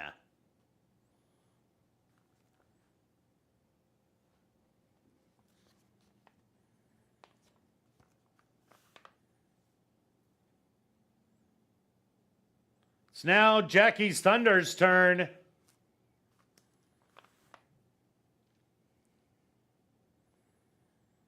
Just 2 left to load. Driving. Now waiting on Woke Joke to the outside. The field is set. They're at the post. Driving a little fractious in the gate. And they're off.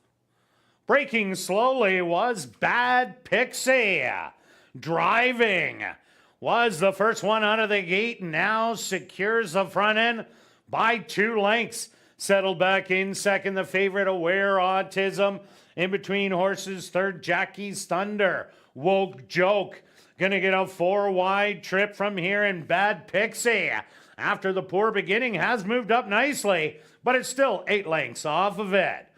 Driving still the leader with that lead by a length and a half. Awareness Autism in an all-out drive from second. Woke Joke heading towards the rail in third. They hit the head of the lane, and this is Driving, skimming the rail up by 2.5. Awareness Autism trying to dig in, but a 16th of a mile to go, and Driving hit the front, and it's wire to wire today.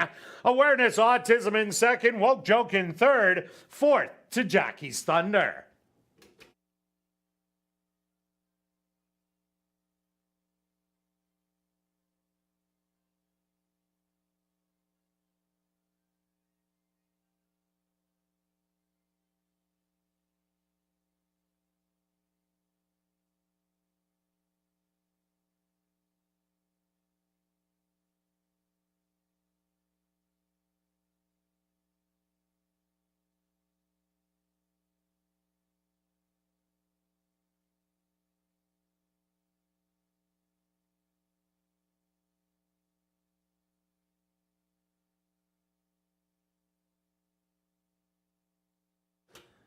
The Stewart's opposed to number 5, Driving, as your unofficial winner. Second goes to number 2, Awareness Autism. Third to number 6, Woke Joke. And fourth to number 4, Jackie's Thunder.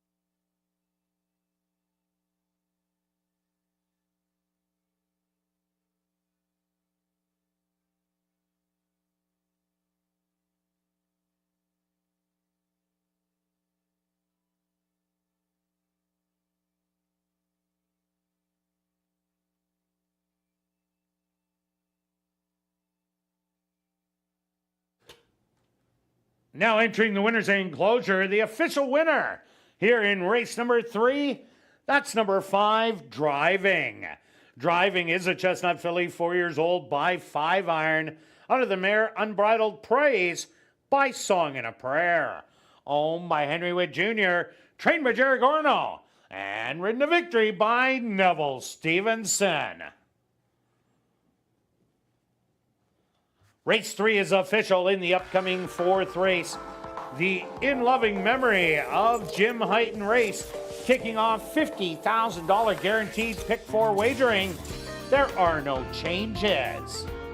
We'll carry on with the rest of the changes in this evening's pick 4. Turning your programs to race number 5.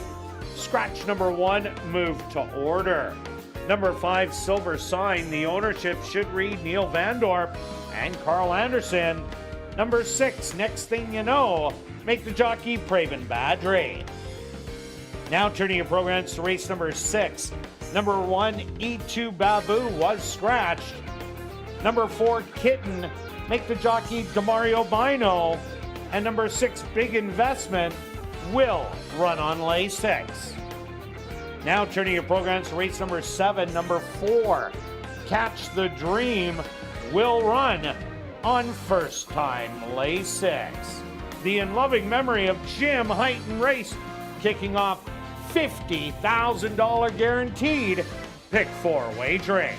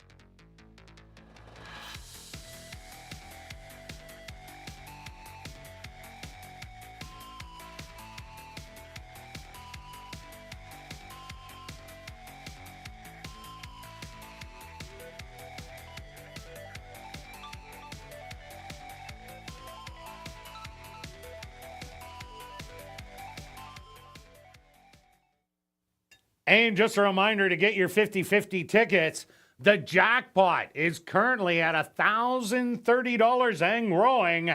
Tickets are 1 for 10, 10 for 20, 50 for 50, or 200 for 100. Tickets can be purchased at guest services, the VLT cashier's cage, from any 50-50 ticket seller who's walking around the facility, or if you're at home, you can go to 5050.asdowns.com.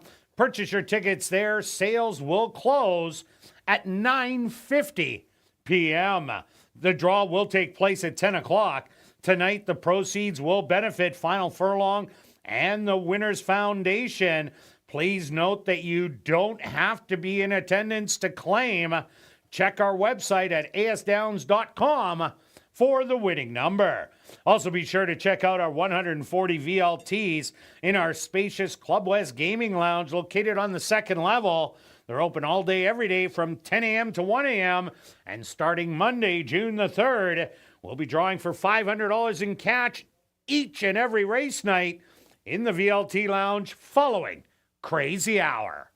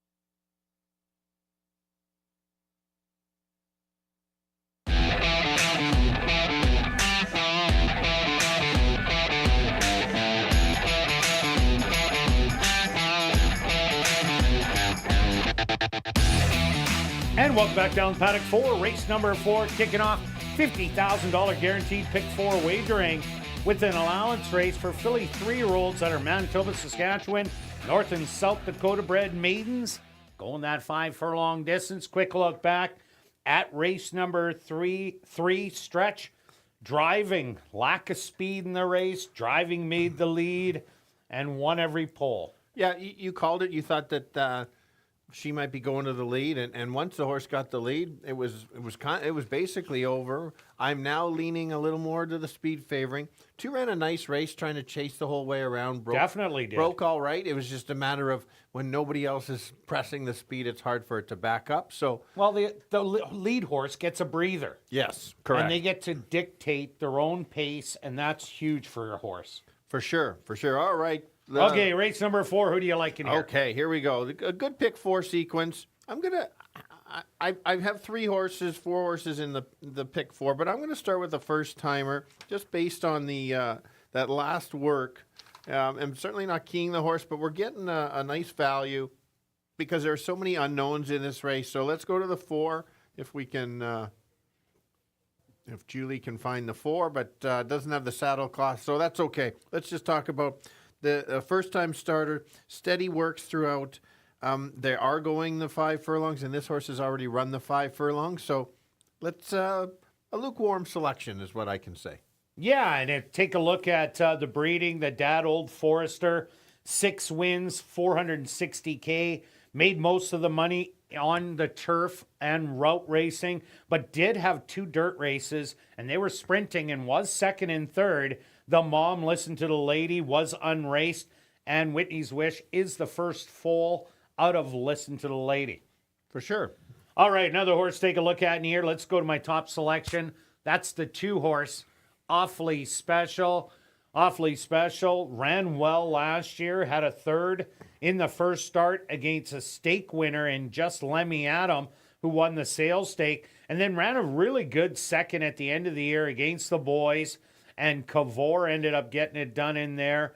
But Awfully Special, I love that work on May the 6th. I see this race running in about 101 and change.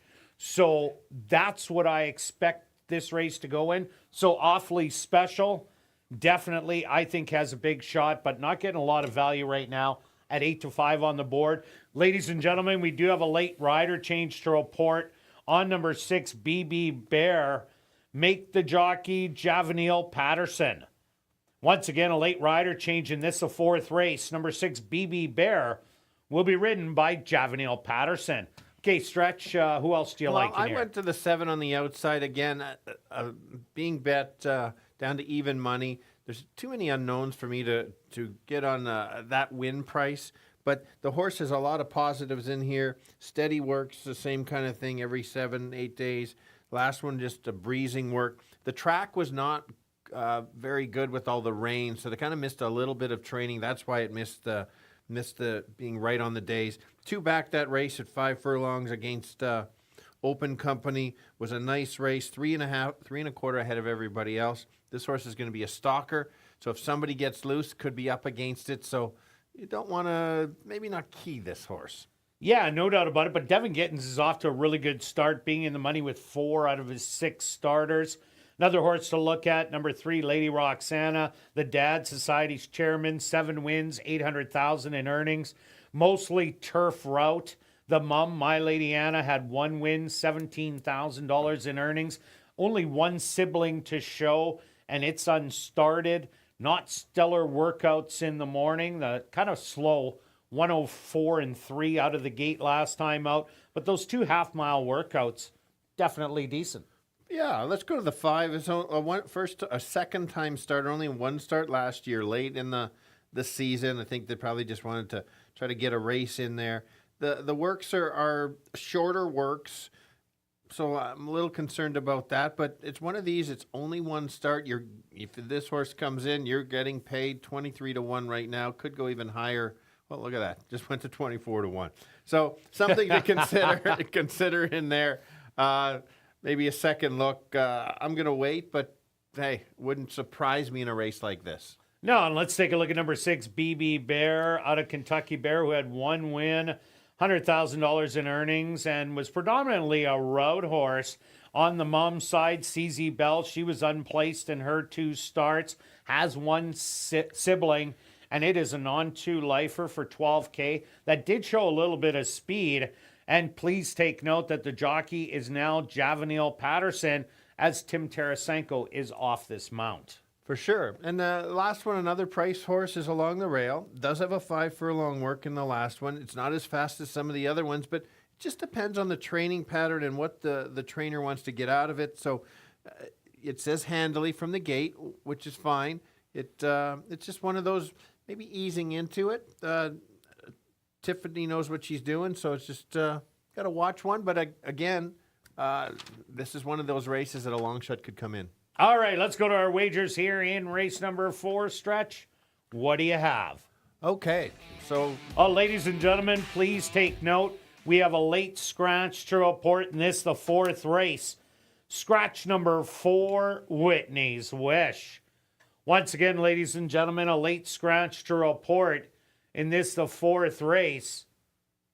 Scratch number 4, Whitney's Wish, but I do see it still with the saddle towel on. We'll keep an eye on that, Stretch, but I was just given that information.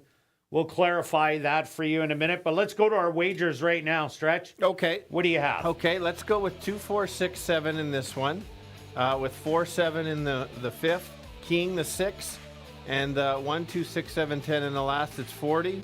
We are waiting to see on what the situation here is, but go ahead, Kirt. All right, myself, I have 2, 4, 7 in here. Then I have 4, 5, 6, 7. Then the 2, 6. Rounded out with the 6. That's $24. If this 4 horse is out of this first race, then this 4th race, I take it out of there. Then it's only a $12 ticket. Good luck with all your wagers here in race 4, and we'll see you back for race 5.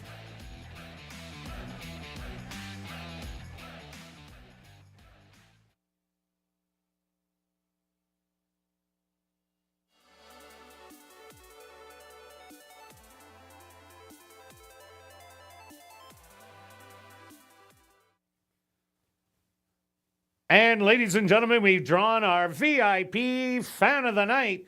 Congratulations goes out to Leanne Fanez. Leanne Fanez, congratulations. You're our VIP Fan of the Night. Please report to guest services on the main floor. south end. Gentlemen, once again, number 4, Whitney's Wish, is indeed scratched in this, the 4th race.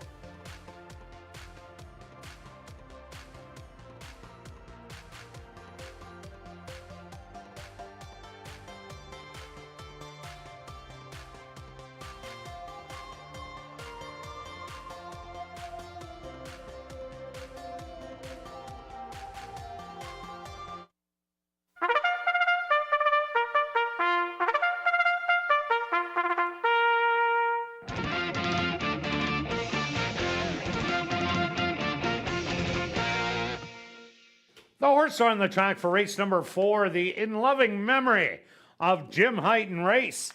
They're going to go 5 furlongs for $20,000. Number 1 is Not Too Early, owned by 2 Points Ranch, trained by Tiffany Husbands with Dario Dalrymple. Number 2 is Awfully Special, owned by WRA Ventures, Hillside Farms, and Right Attitude, trained by Stephen Gaskin with Dane Dawkins. Number 3 is Lady Roxana, owned by Gerald Babchishin, trained by Tiffany Husbands with Sachin Paris. Number 4, Whitney's Wish, was a late scratch. Number 5 is Pixie's Dreaming, owned by Arneson Farms, trained by Lise Pruitt with Rashad Knights. Number 6 is BB Bear, owned by Canvasback Farms, trained by Carl Anderson, the new rider, Javanil Patterson. Rounding out the field is number 7, Daisy's a Doozy, owned by Larry Falloon and Champion, trained by Devin Gittins with Demario Bino. The in loving memory of Jim Heighton Race. Here in race number 4, kicking off $50,000 guaranteed pick 4 wagering. They'll go to post in approximately 3 minutes.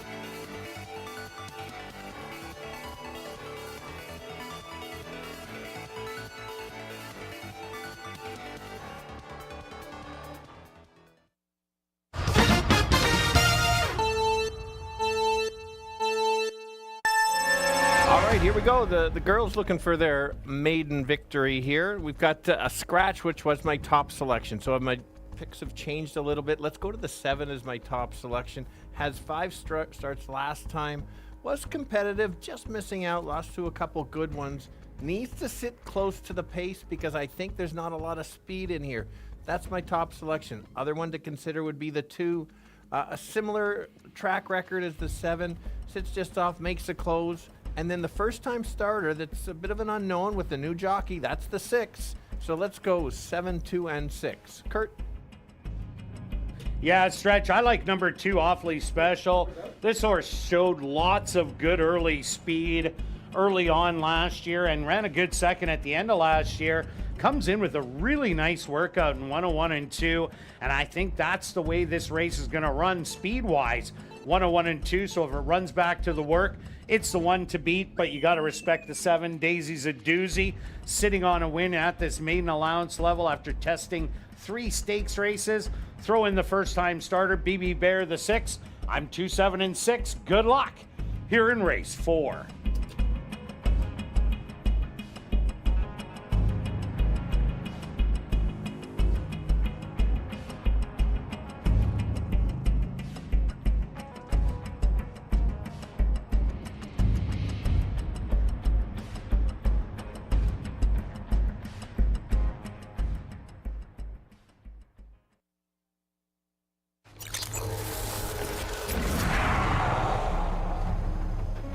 It's now 2 minutes to post time at ASD.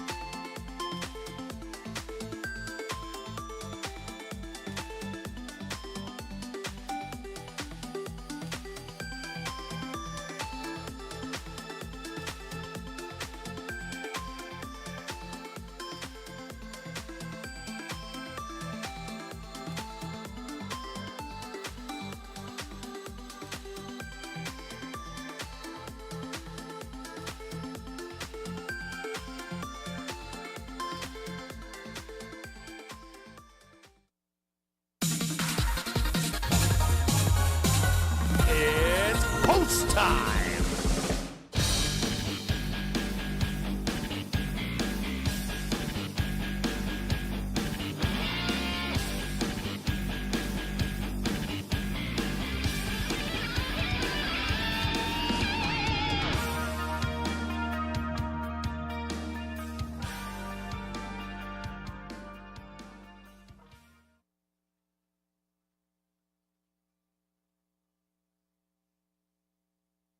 Not too early. The first one to step into the starting gate.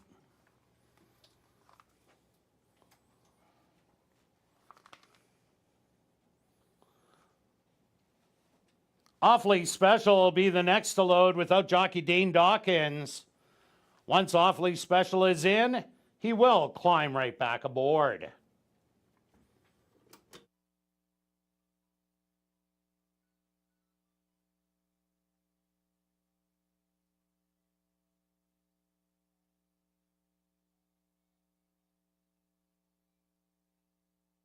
Lady Roxana, the next to move in.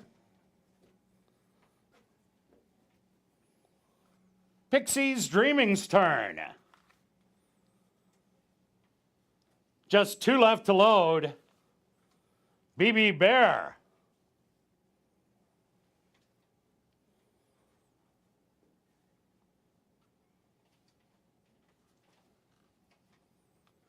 BB Bear getting a little extra assistance from the gate crew.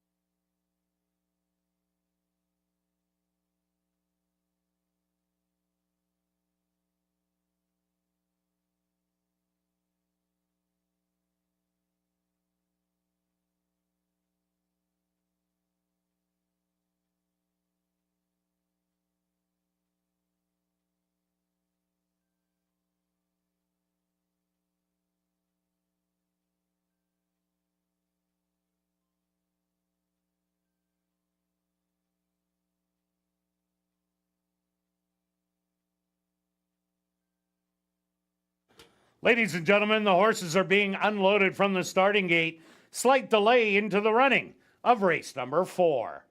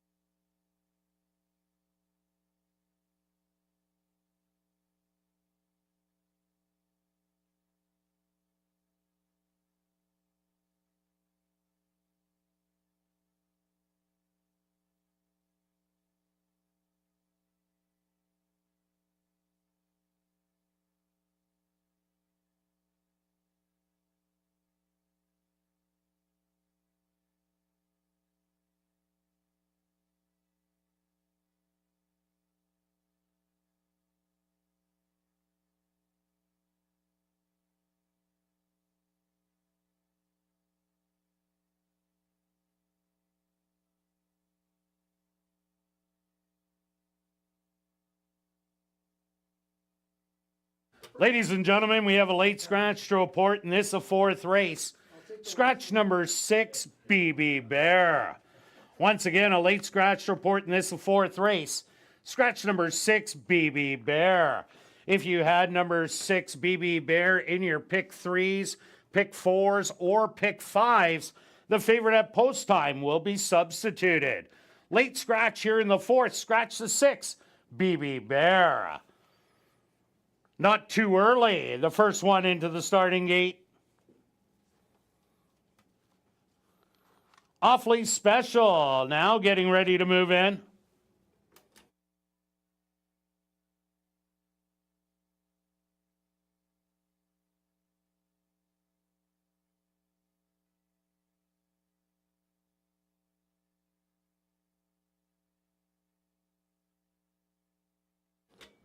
Lady Roxana, she's ready to go in.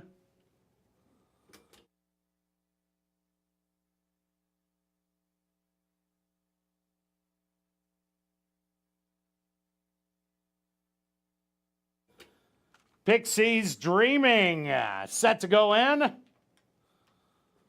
And now just waiting on the current less than even money favorite, Daisy's a Doozy. And they'll be set.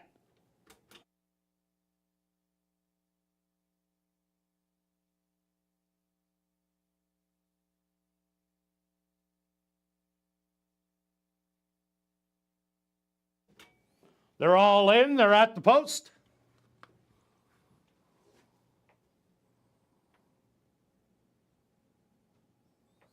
And they're off. Hopping at the start was Awfully Special, and a slow beginning for Lady Roxana. From the middle of the track, that's going to be Pixie's Dreaming, who's going to show the early speed, with Awfully Special recovering nicely. Back in second, Daisy's a Doozy.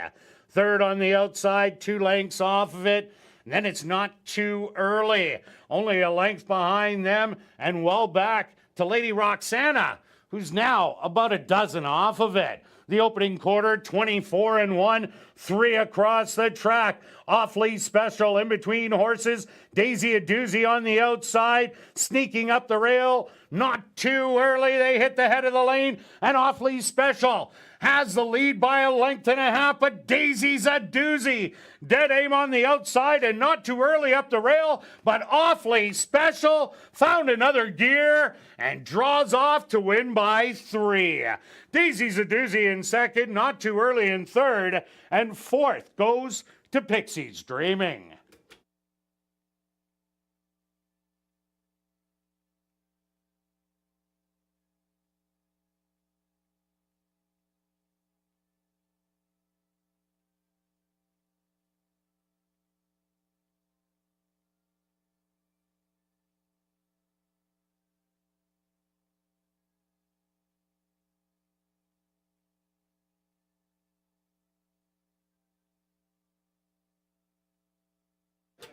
Ladies and gentlemen, please hold all tickets. A Stewart's inquiry into the running of race number 4.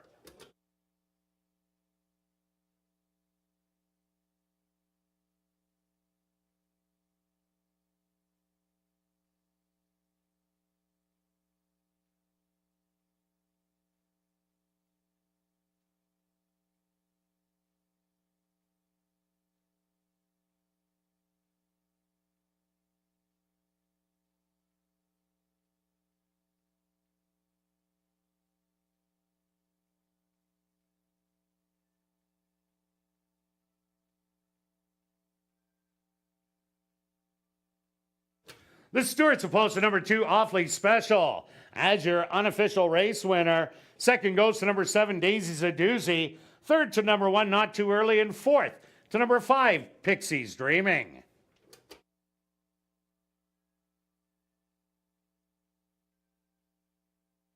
Ladies and gentlemen, the Stewart's inquiry is into the start of race number 4.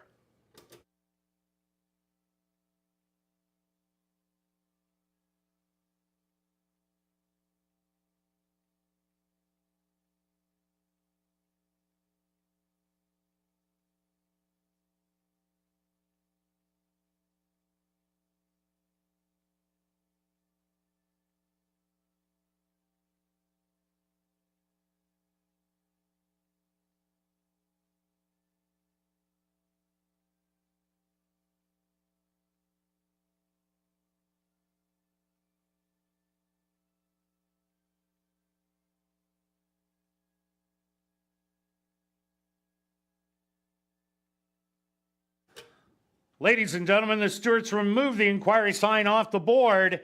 There will be no changes. Now entering the winner's enclosure, the unofficial winner here in race number 4, the in loving memory of Jim Heighton race. That's number 2, Awfully Special. Awfully Special is a chestnut filly, 3 years old, by Kentucky Bear, out of the mare Yelling Timber by Forestry. Owned by WRA Ventures, Hillside Farms, and Right Attitude. Trained by Stephen Gaskin, and ridden to victory by Dane Dawkins. Time for the 5 furlongs, 101 and 1.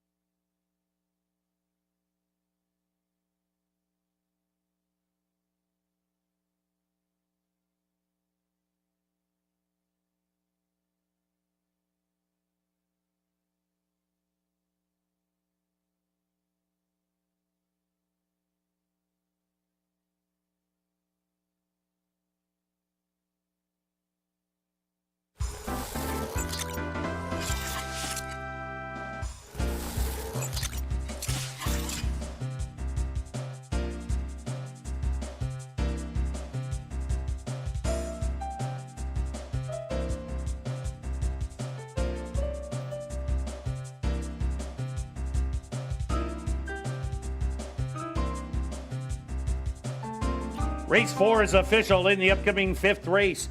Our VIP Fan of the Night race. Scratch number 1, move to order.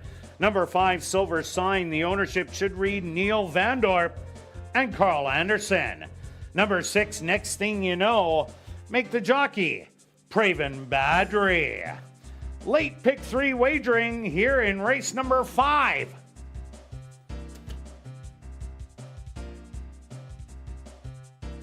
Well, Assiniboia Downs has some exciting events taking place this summer, including the Western Canadian Rib Fest. That's this Friday, Saturday, and Sunday. And our first Manitoba Night Market and Festival will take place on Sunday, June the 9th. For details, go to our website at asdowns.com.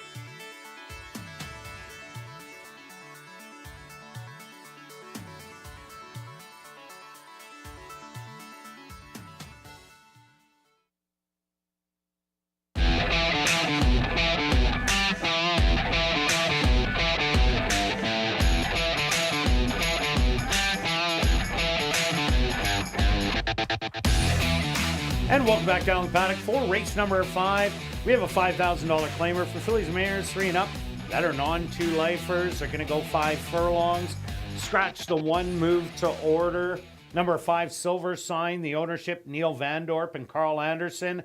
And number 6, Next Thing You Know, make the jockey Praven Badri. Let's take a quick look back at race number 4. Well, Stretch, speed's what you want today. Yeah, absolutely. A couple of nice first-time starters that ran some average rate, like good first outs. Make note of the 3. Not too early, too. The yeah, one. that ran, so that was exciting to The 3, to Lady watch. Roxana, was about a football field behind after the poor beginning, but never got beat by that much. No in the end. kidding, no kidding. We'll see how those horses develop over the season and see where they end up. So thanks for everybody jumping in on the pick 4, over 102,000 in it. So it flew over that 50,000 guarantee. The nice thing is, Kirt, both We're of us live. live, and it wasn't the favorite, it was second choice. So away we go. Let's see if we can keep it going. All right, who do you like here in the 5th? I'm going to start with another price horse here, and that's the 7 on the outside, 7 to 1. Little surprised it's paying that high. Maybe they're looking at that last race. It looks awful. I'm hoping that is not her new form, and we're going to toss that one and go to the look back at 2 and 3 back, especially 3 back. That was a real nice race. I think this horse can be right near the lead and basically take over, has the fitness edge on everybody in this field.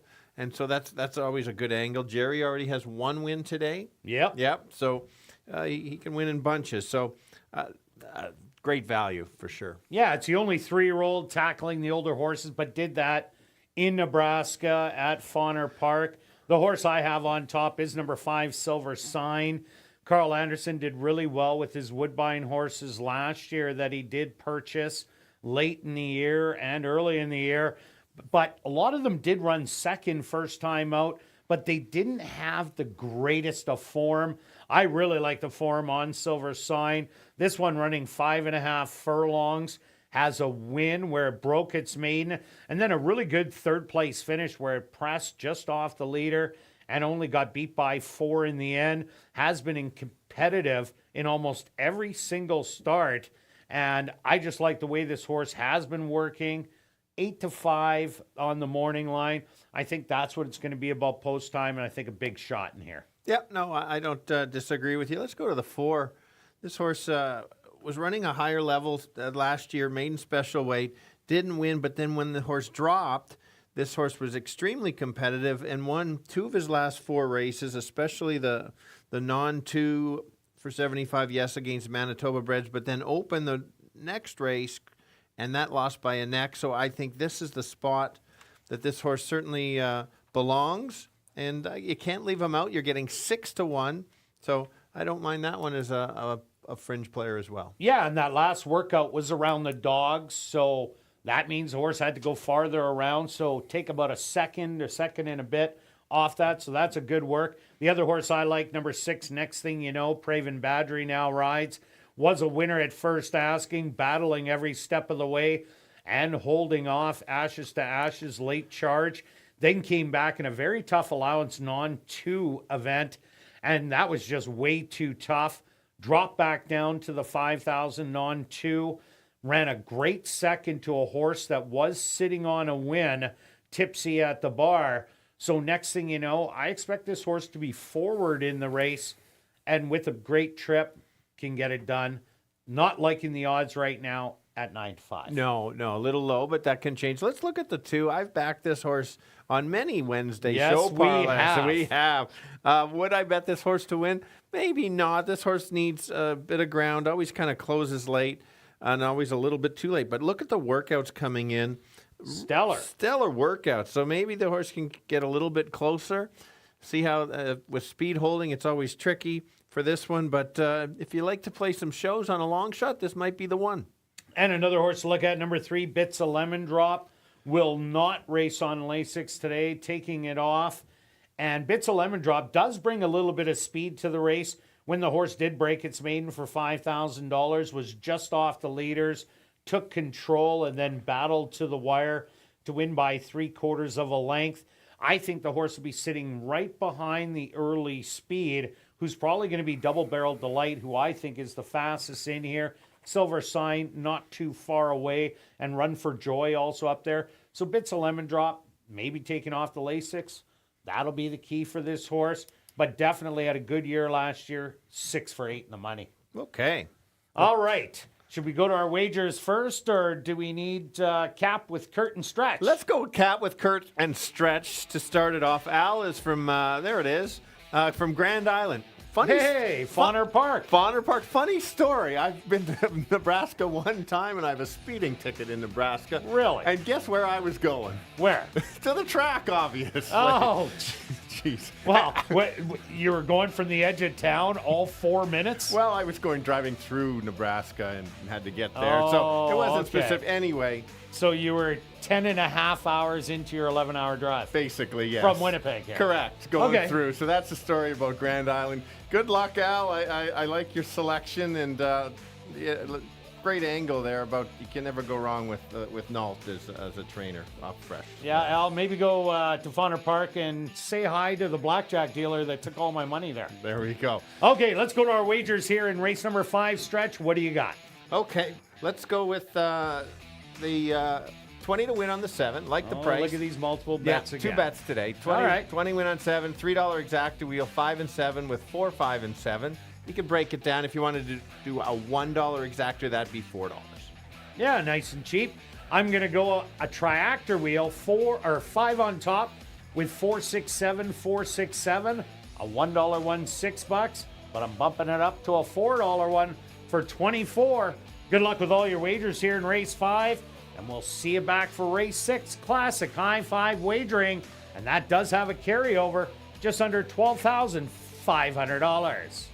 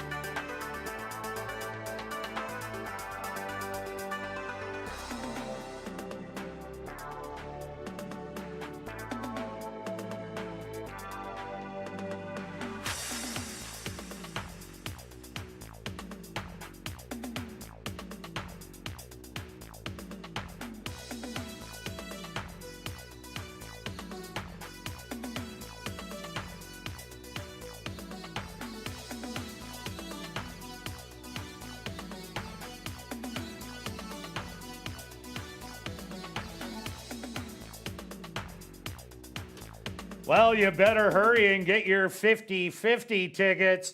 The jackpot is currently $1,820. The draw will be made every race day at 10 o'clock, and the sales will close at 9:50.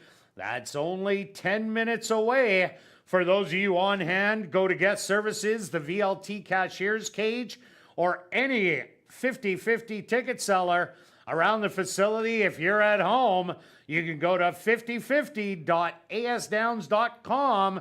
Once again, those ticket sales close in 10 minutes at 9:50. Also, be sure to check out the 140 VLTs in our spacious Club West Gaming Lounge, located on the second level of the grandstand. They're open all day, every day from 10 a.m. to 1 a.m. And starting Monday, June the 3rd, we will be drawing for $500 cash each and every race night in the VLT Lounge following Crazy Hour.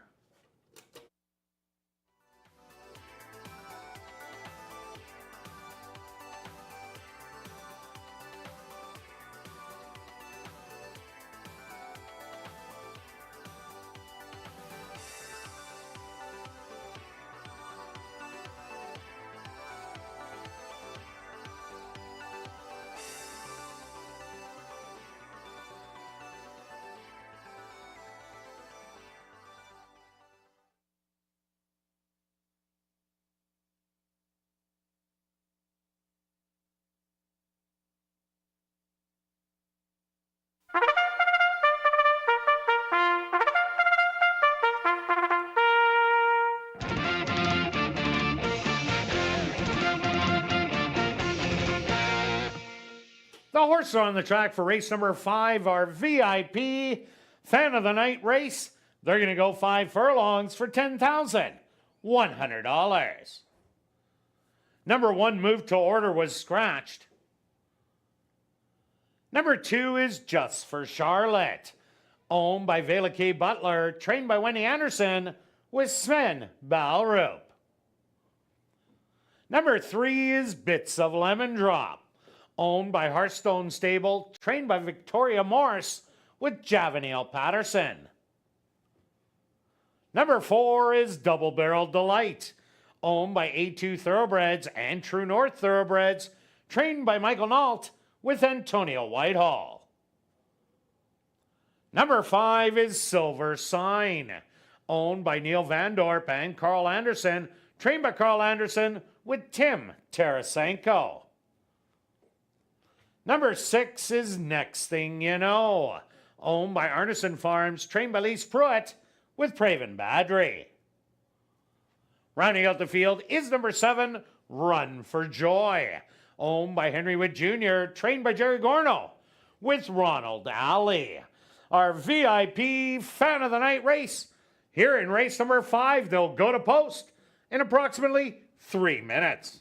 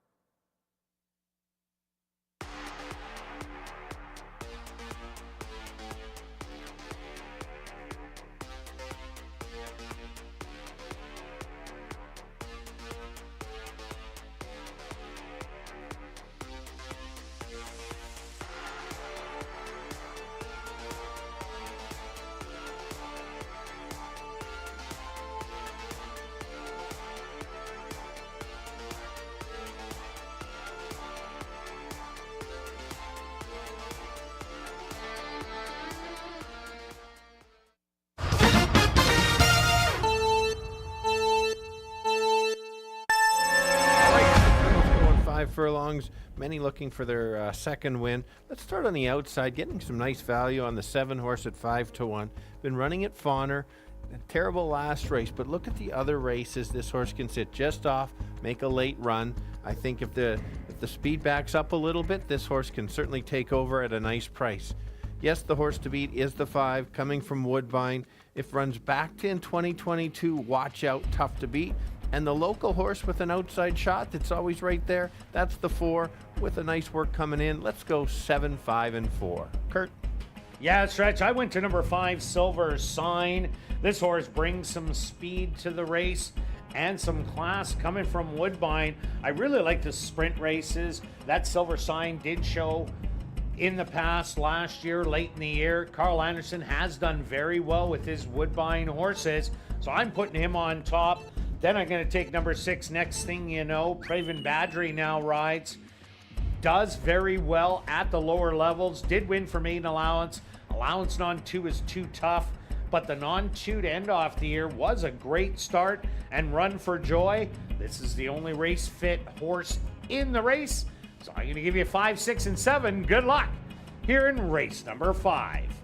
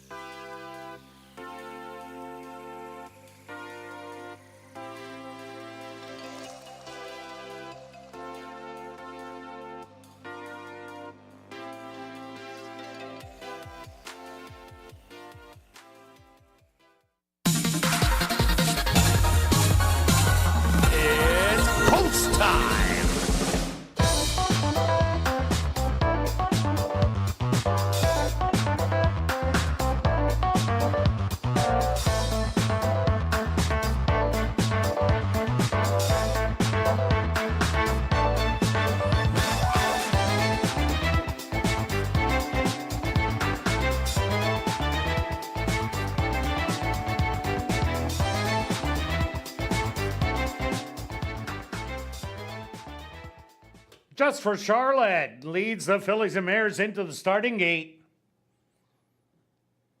Bits of Lemon Drop, the next to move in.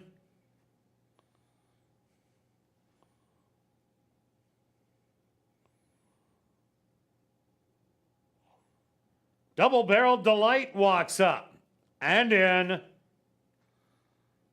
Silver Sign, the current 8-5 favorite, goes in. Just 2 left to load. Next Thing You Know.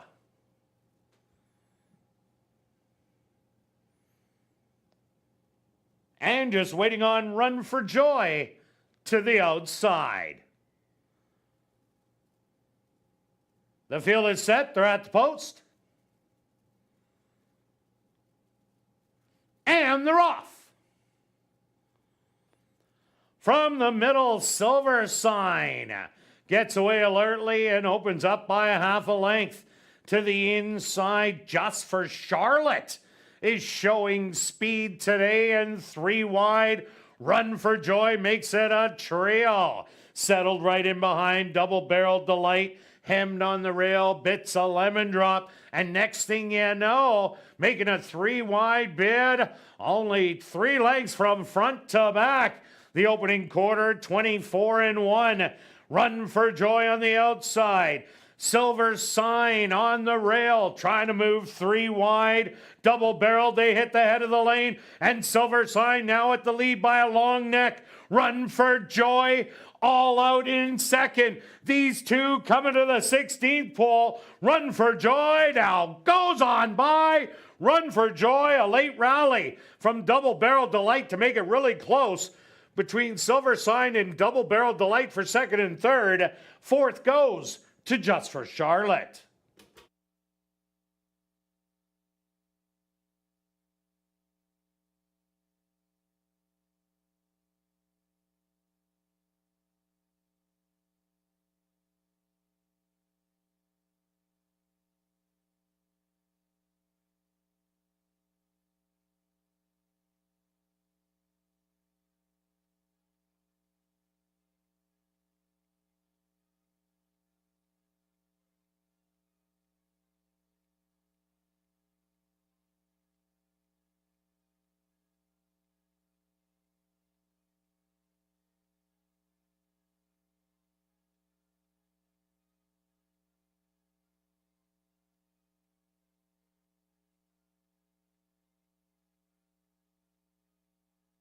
The stewards have posted number 7, Run for Joy.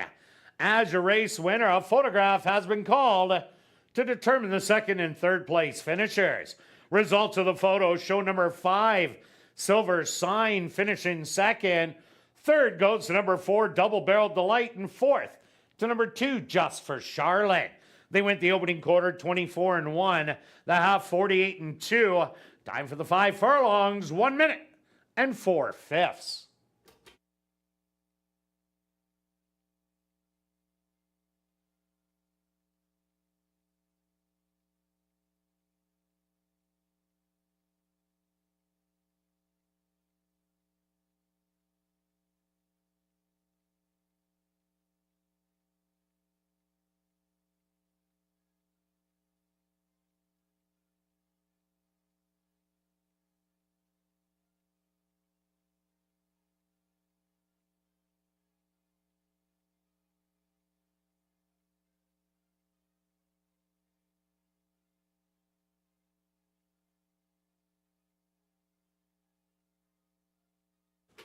Now entering the winner's enclosure, the official winner of our VIP Fan of the Night race, that's number 7, Run for Joy.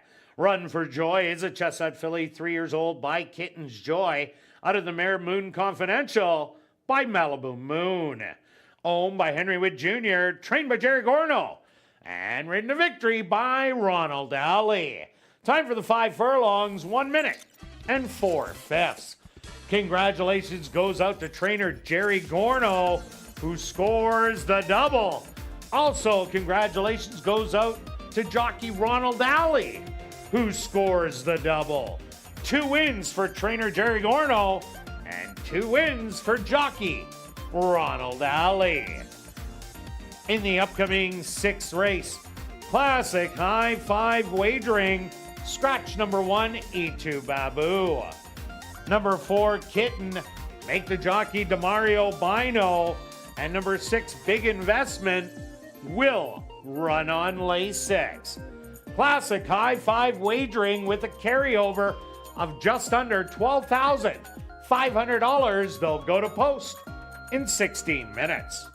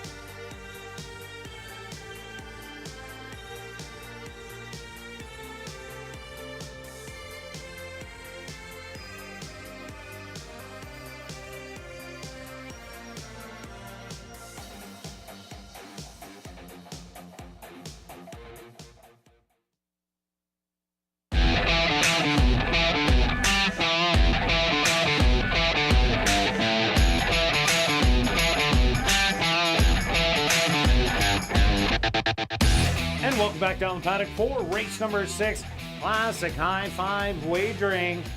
Here in race number 6 for this $5,000 claimer for 3-year-olds and up that are non-4-lifers. They're going to go 5 furlongs. Scratch number 1, E2 Babu. Number 4, Kitten, Make the Jockey Demario Bino. And number 6, Big Investment, will run on lay 6. Let's take a quick look back at race number 5. Well, that was kind of a weird one there, Stretch. Not that the winner ended up winning on the front end. It's just for Charlotte banging it out on the front end. No kidding. What happened there? I like it. The horse is sharp. For sure. I'm making notes for that one for next time because a change in form. I could see that horse possibly coming off the pace next time. So good. Had the horse ready. Good trip. My thought was throw out the last race on the 7 and run back to those other ones. Good ride by Allie there. And the fitness, I think, took over inside you're right. the 8th Fitness took over there. There's a big photo there. Do you know Leah is on the photos this year? So if you lose a photo, you can blame Leah. Oh, even so though that's what we do? Yeah, that's what we're going to do. Okay. Even though she has no control of what controls, but she picks it up there. So Leah's on photo booth today. There's at least today anyway. Here we go. Okay, and we got that carryover, Classic High Five, just under 12,500 Stretch. Who do you like? Okay, yeah. You just cashed the last race. I did cash the last race. Worked out well. Got a price. Nice one. Zactor, win. For sure. That's old news, though. We got to keep moving there, Kirt. Yeah. Okay. All right. Let's go. Do it. Let's go to the 6, both of our top selection. Another Woodbine Invader. Like we mentioned all so far this year, mixed reviews, some good, some bad.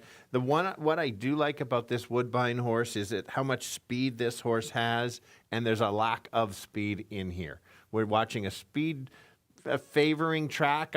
Seems like that. Well, after the first 2 days, when only one speed horse got it done, really. Correct. So completely, and so just showing the speed, the steady works. Get a 5 furlong, and then a 3 furlong work. I think this horse is ready to go, and I think the race goes through him. Yeah, I agree with you. The Woodbine horse in the last race, didn't get it done, but it ran a big effort in there. Got beat by a race fit horse. There's a couple in here, but Big Investment. I agree with you on the speed angle. We've seen that with driving being loose speed early on and nursed all the way. Another horse we both like in here, number 2, Heavenly Trip. This horse is 2 for 3 at the distance. Both of them second place finishes.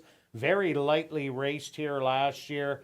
Ran at the $7,500 level to start off against Big Endeavor and then ran 4th in the 75 to Marquis well before running 3rd at the end of the year in this condition. Nice workout coming in 48-4. I think this horse is the second best in here.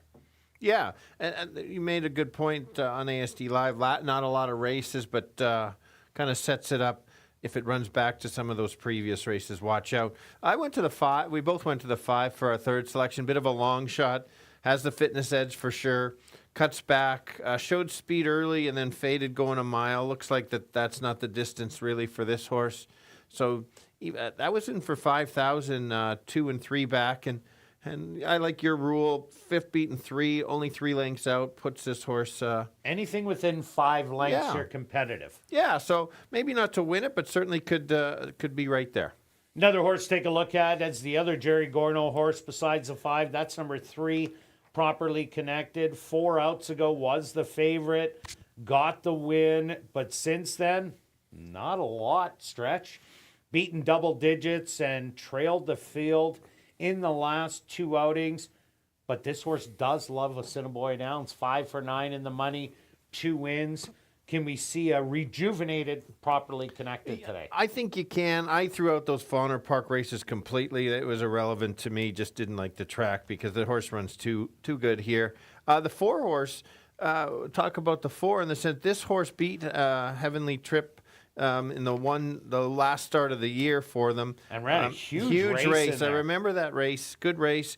I picked it that day and got burnt at the wire. Smart call, ran me down. Smart call. The 4 furlong works. We'll see if the horse needs one. Last year when it was on the layoff, it needed a couple races to get going, but certainly can be in the money.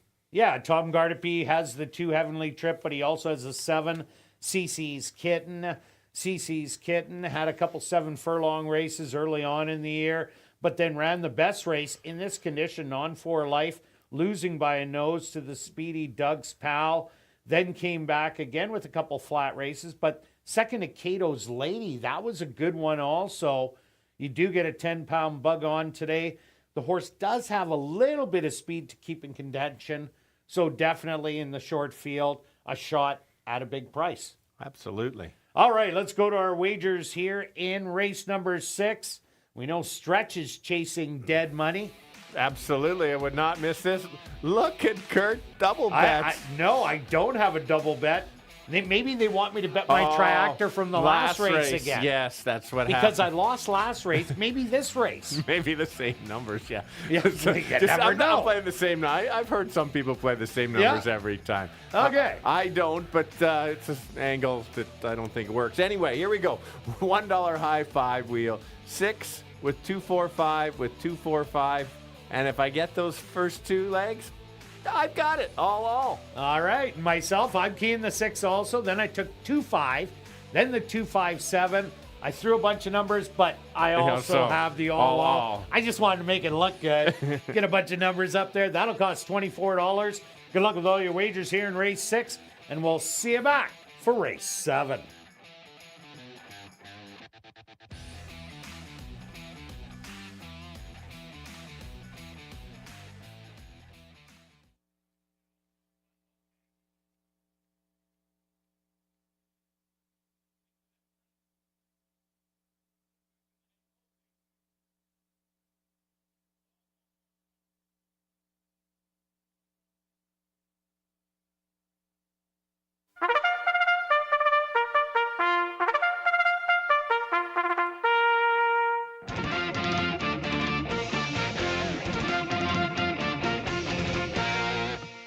The horses are on the track for race number 6. They're going to go 5 furlongs for $10,300. Number 1, E2 Babu, was scratched. Number 2 is Heavenly Trip, owned by Black Diamond and Jerry Geddes, trained by Tom Gardapi Jr. with Rashad Knights. Number 3 is Properly Connected, owned by Henry Wood Jr., trained by Jerry Gorno with Arthur Badu.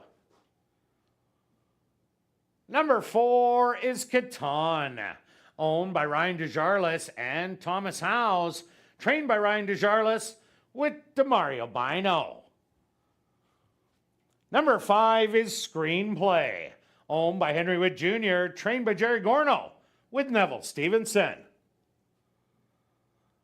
Number 6, detained in the paddock with an equipment adjustment, is number 6, Big Investment, owned by Ron Wiley and Tony Tweed, trained by Devin Gittins with Ronaldo Cumberbatch. Rounding out the field is number 7, CC's Kitten, owned by Black Diamond Stable, trained by Tom Gardapi Jr. with Sachin Paris. Classic high 5 wagering. Here in race number 6, they'll go to post in approximately 3 minutes.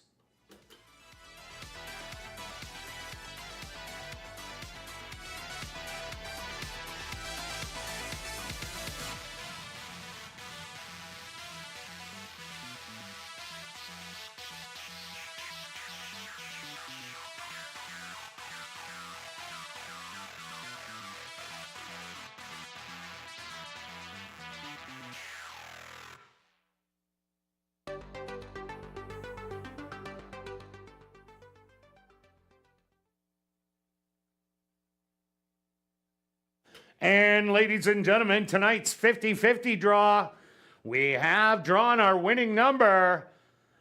The winning number is Series C 52777734. Once again, the series number is C 52777734. Congratulations. Tonight's jackpot, $1,135.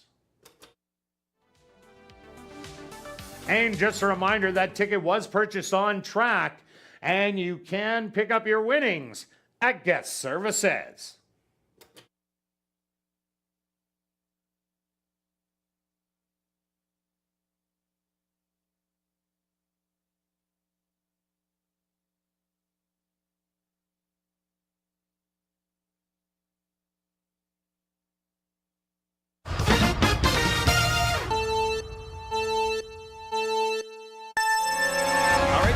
going 5 furlongs, all looking for their 4th win lifetime.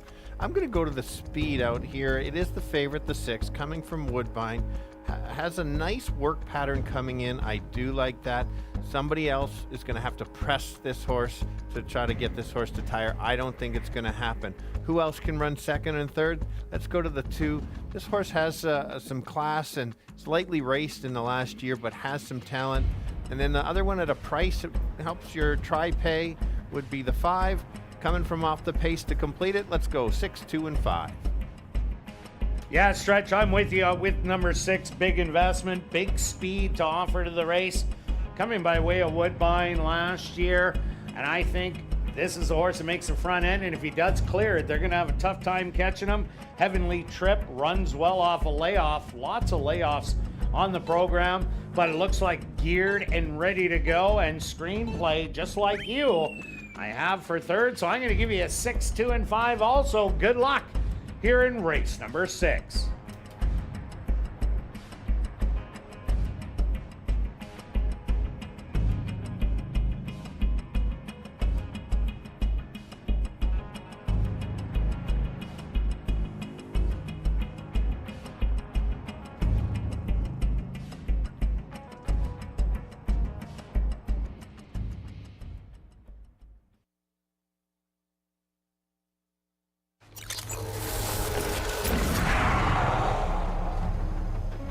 It's now 2 minutes to post time at ASD.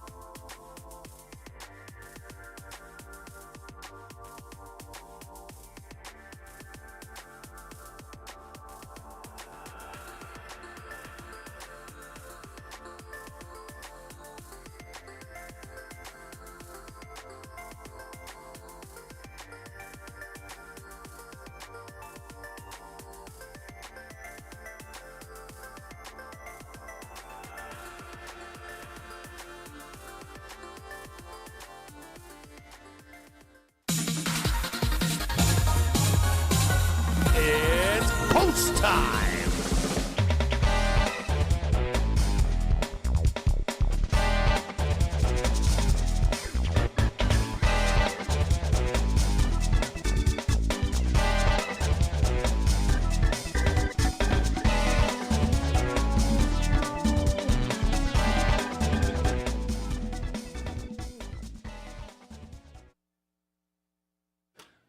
Heavenly Trip, the first to get into the starting gate. Properly connected now in. It's now Caton's turn.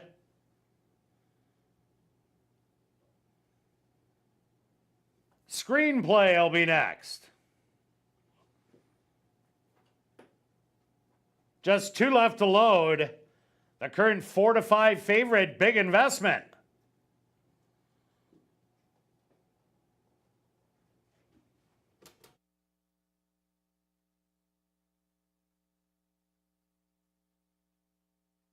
And just waiting on Cece's Kitten to the outside.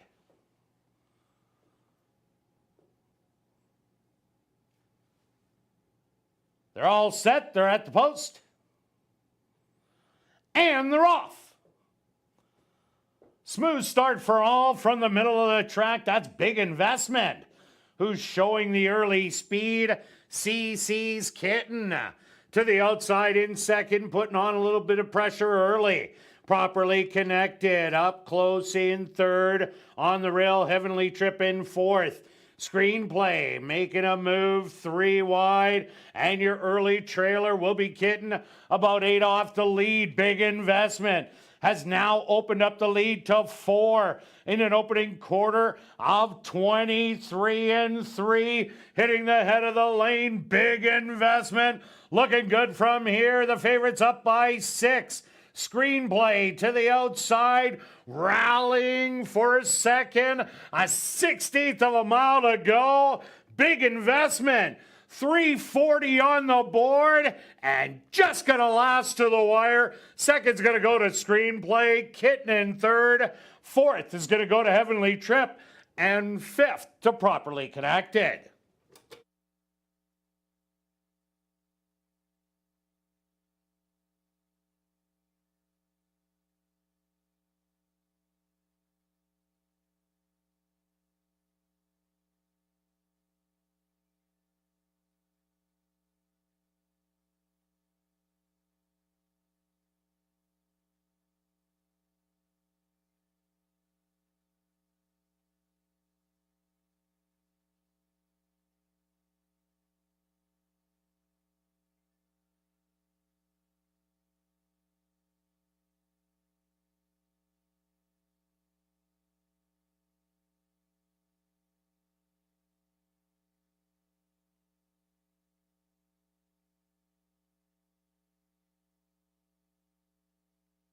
The Stewarts have posted number 6, Big Investment, as your unofficial winner.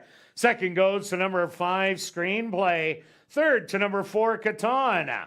Fourth to number 2, Heavenly Trip. And fifth to number 3, Properly Connected. They went the opening quarter 23-3, the half 47 seconds.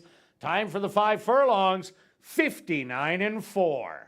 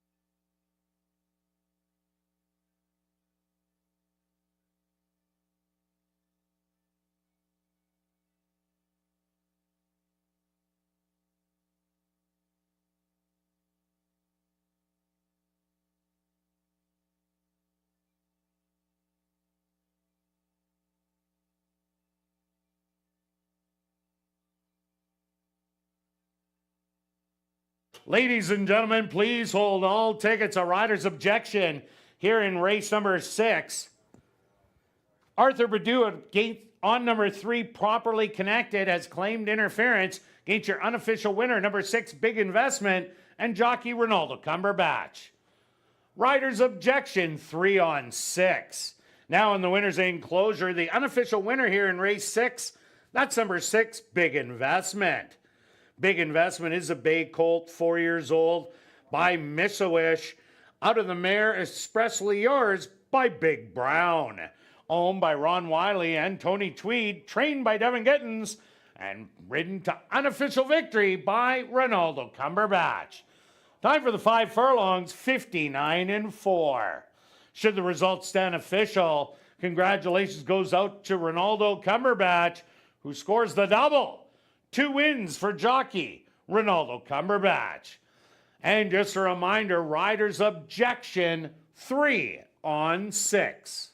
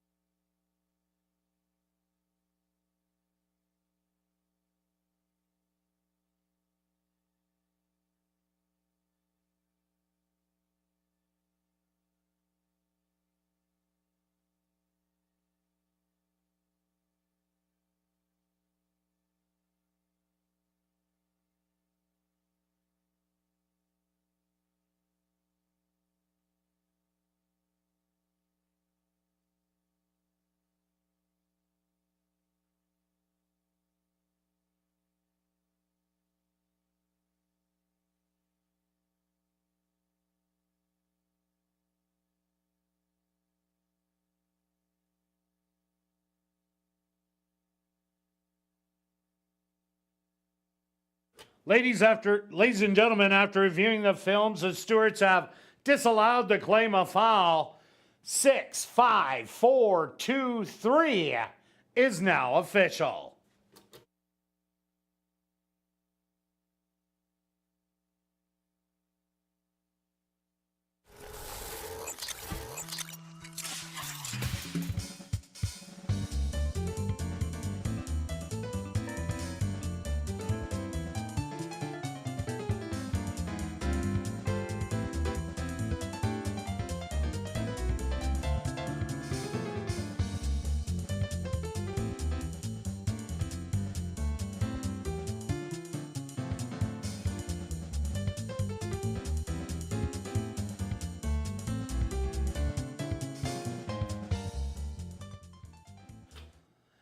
Ladies and gentlemen, directing your attention to the television monitors was the objection tape from race number 6.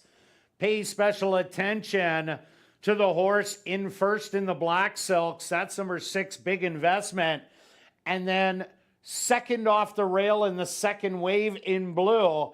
That's jockey Arthur Badu, and number 3, Properly Connected. The jockey's objection was 3 on 6. This is the pan shot coming into the 3 furlong pole. Let it run from here, guys.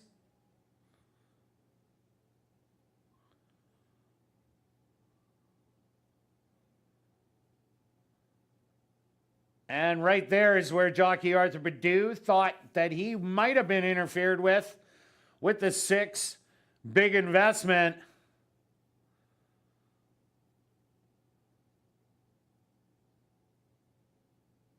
All right, one more time. Pan shot coming into the 3 furlongs. And after reviewing the films, the steward's decision was no change was warranted. In the upcoming 7th race, classic high 5 wagering, number 4, Catch the Dream, will run on first time lay 6. Post time for race number 7, 15 minutes away.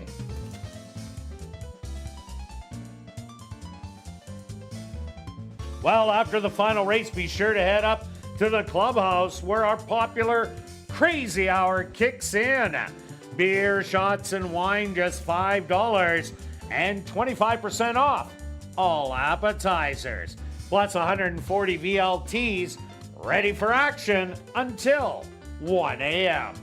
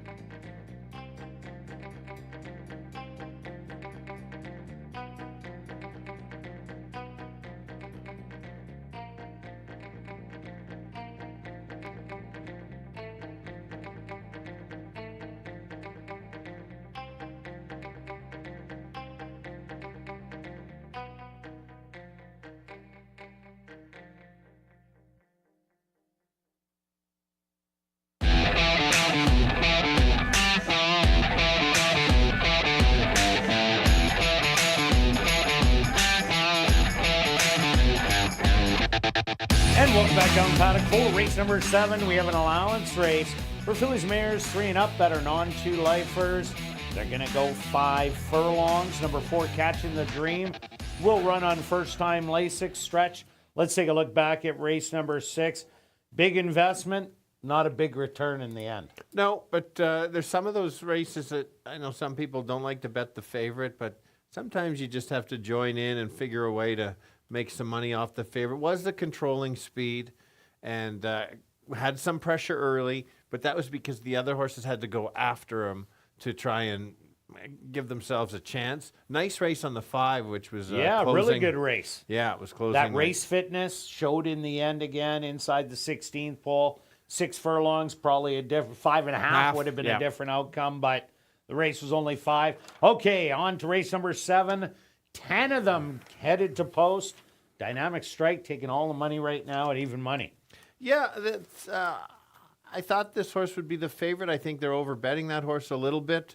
But I'm going to go to my top selection in here because I think this horse could battle early and pull away, and that's the 2, Mary Who. And I really liked that last race. I was impressed with how she ran. Battled some night that She's My Niece. And then the 9 that Zarina, who happened to be the 9 that race, was also coming from fitness. Phoenix. And running well there too. So no disappointment on losing to those 2. And so I've got to go back to this horse. I think this horse can, yes, have some pressure, but had pressure last time. Slight improvement puts the horse right there at 15 to 1. And the way the track is playing the speed, that's a big bargain on the board. I went to number 6, Cussing Cat. Won easily first time out by 5. Then came back and was beaten up on the front end as they went really quick that day. Then ran another big race. That was going 6 furlongs, tired late. Ran a good second going 5.5. And then 5th beaten 4 going 6. But the only win came at 5 furlongs. This horse doesn't have to battle on the front, but it will be forward in the race. Has quick early foot. I think that Elton Dickey will have this one ready to go at first asking. A lot of half-mile works. Cussing Cat, I think, will love the distance. Yeah, that's fair. And we briefly touched on the 10, but I'll comment on this. You couldn't leave the horse out. We both couldn't leave the horse out. This horse was in a nice spot last time. Dropped back on the turn, I wasn't sure, and then finished running. So that was interesting running still. Maybe just needed the race. Was normally at Woodbine on the synthetic. Gets a nice start. It's going to probably be wide and have to weave through a few horses to get through, but a clean trip puts this horse right there. Yeah, another horse I like, number 8, Danzig Star Storm. 7 starts last year, 2 seconds and a third, but tested some real toughies. Spittin' Kitten the first 2 times out, then McLean's Bella. Silver Creek Lady ran huge. Otter Pop ran a massive race. Sparkling Silver at Bombs Away, and that was a troubled trip. And then the last time out, only got beat by 4.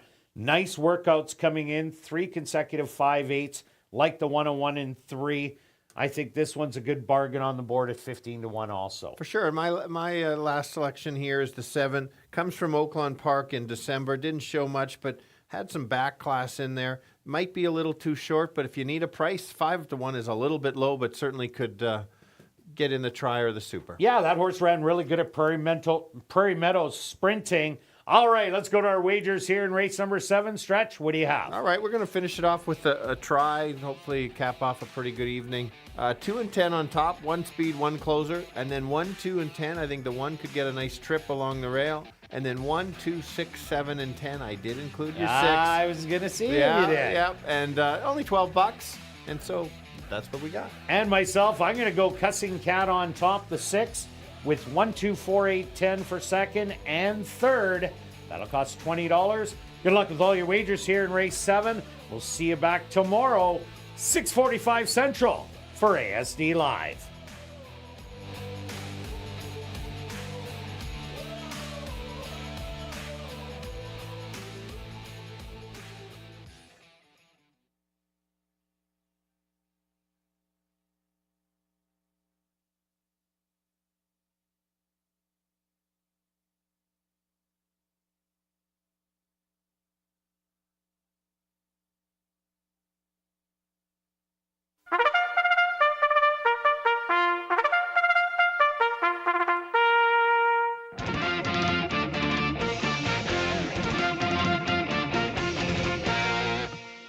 The horses are on the track for race number 7.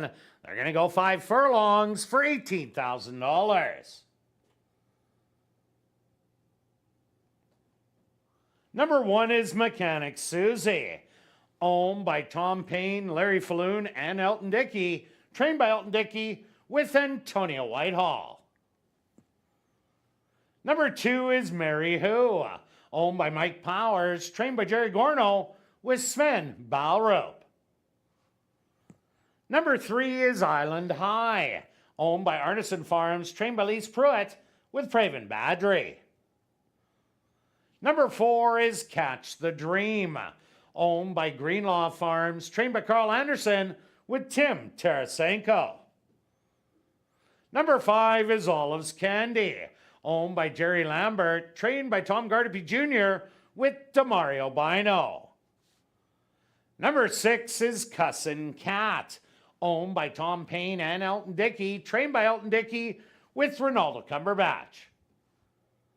Number 7 is Midnight Candy Storm, owned by Dwayne Paulson, trained by Tom Gardapi Jr. with Ronald Alley. Number 8 is Danzig Starstorm, owned by Wind Dancer Stable, trained by Wendy Anderson with Dane Dawkins.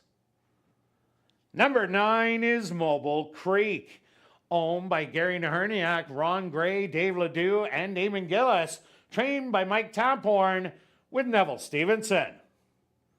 Rounding out the field is number 10, Dynamic Strike, owned by Bill Meikle and Wind Dancer Stable, trained by Wendy Anderson with Rashad Knights. Classic high five wagering here in race number 7. They'll go to post in 3 minutes.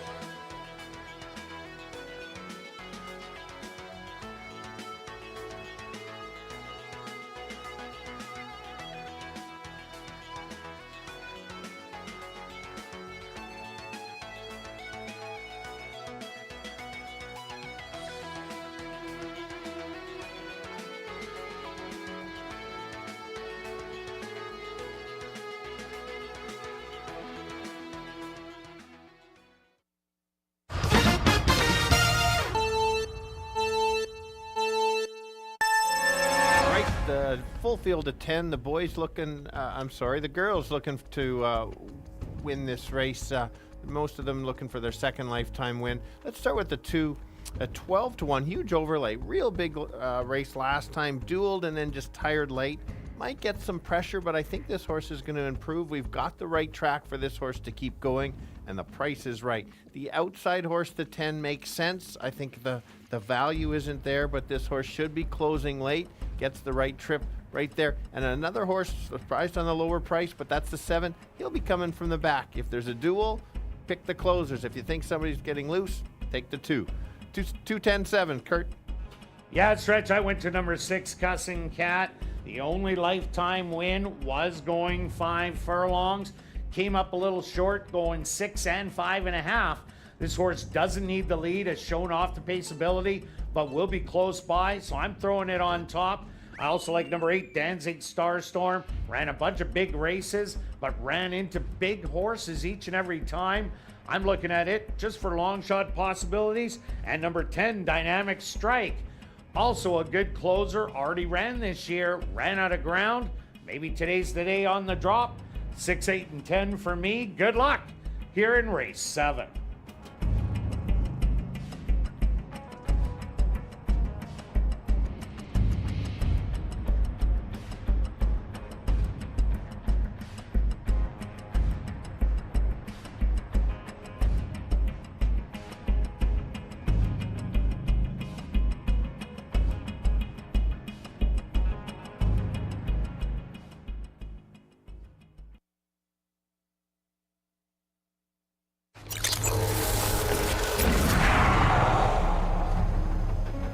It's now 2 minutes to post time at ASD.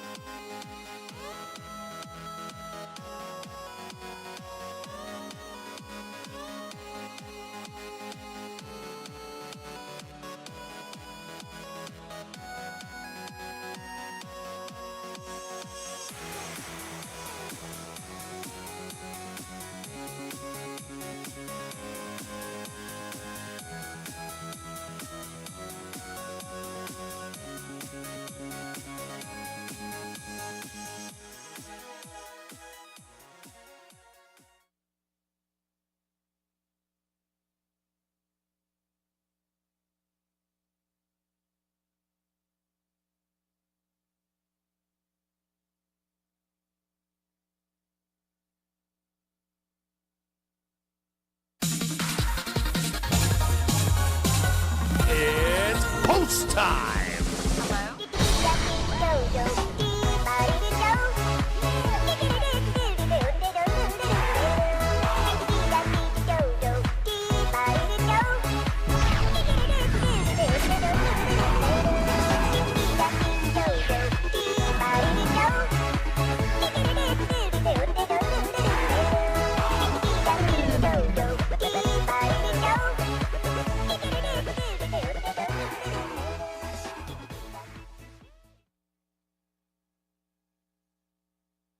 Mechanic Susie will lead the field in for the nightcap.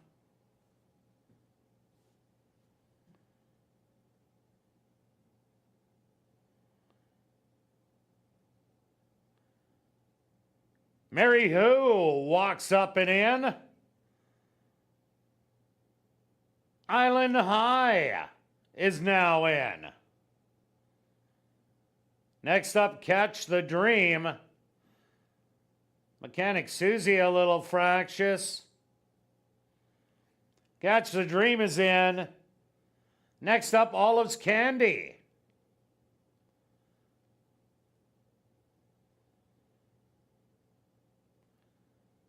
Cussin' Cat is next.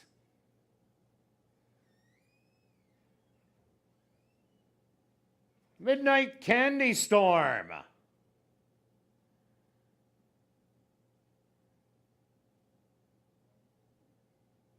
Here comes Danzig Starstorm. Just 2 left to load.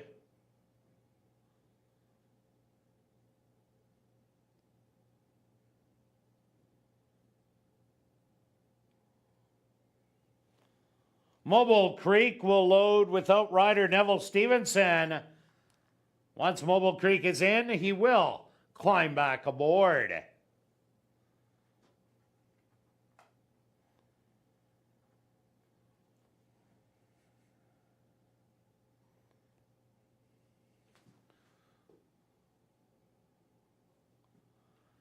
And now just waiting on Dynamic Strike, the current 9-5 favorite.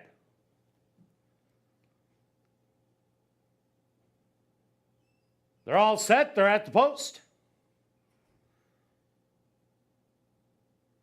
And they're off. Mechanic Susie, good break out of the gate. But Cussin' Cat, Mary Who, and Island High. Those three set to do some early battle. Mechanic Susie settled right behind them in fourth. Moving up, Dynamic Strike to the outside in fifth with Mobile Creek right there in Dancing Star Storm. A bit behind, 5 more lengths back to Olive's Candy, and your early trailers are going to be Catch the Dream and Midnight Candy Store. 23 seconds, the opening quarter, and Mary Who spins out of the turn with the lead. Mechanic Susie gonna try and run her down from here now, looks her in the eye. Mechanic Susie with all the late run, 16th of a mile to go. Mechanic Susie is gonna get it done. Mary Who for second. Dynamic Strike for third, very close for fourth and fifth between Catch the Dream and Island High.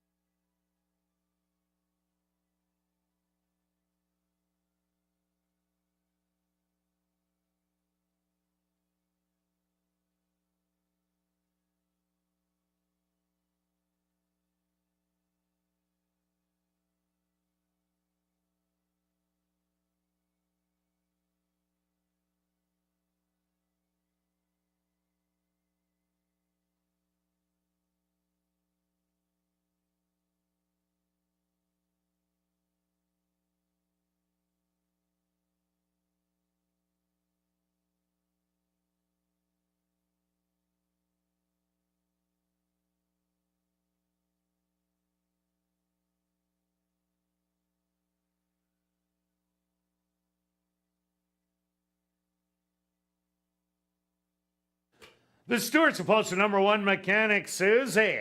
As a race winner, second goes to number 2, Mary Who. Third to number 10, Dynamic Strike. A photograph has been called to determine the fourth and fifth place finishers. They went the opening quarter 23 seconds, the half 47 and 1. Time for the 5 furlongs, 1 minute even.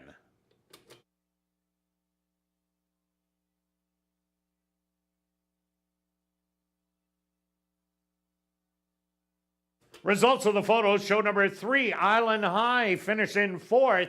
Fifth goes to number 4, Catch the Dream.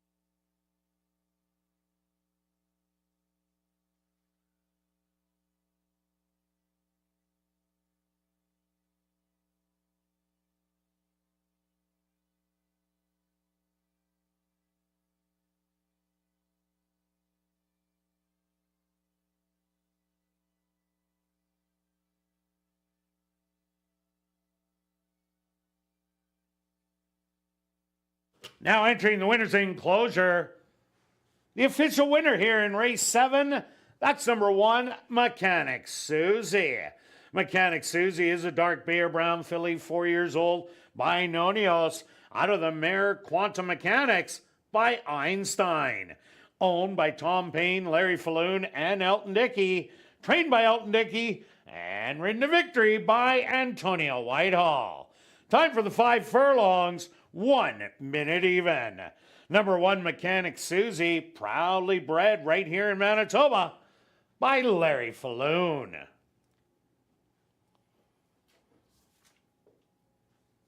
Well, now it's time to head up to the clubhouse to enjoy Crazy Hour on the second level. Beer, shots, and wine just $5 and 25% off all appetizers. Racing resumes tomorrow at 7:30. See you then, but for those on hand, head up to the clubhouse for Crazy Hour, plus 140 VLTs ready for action until 1 a.m.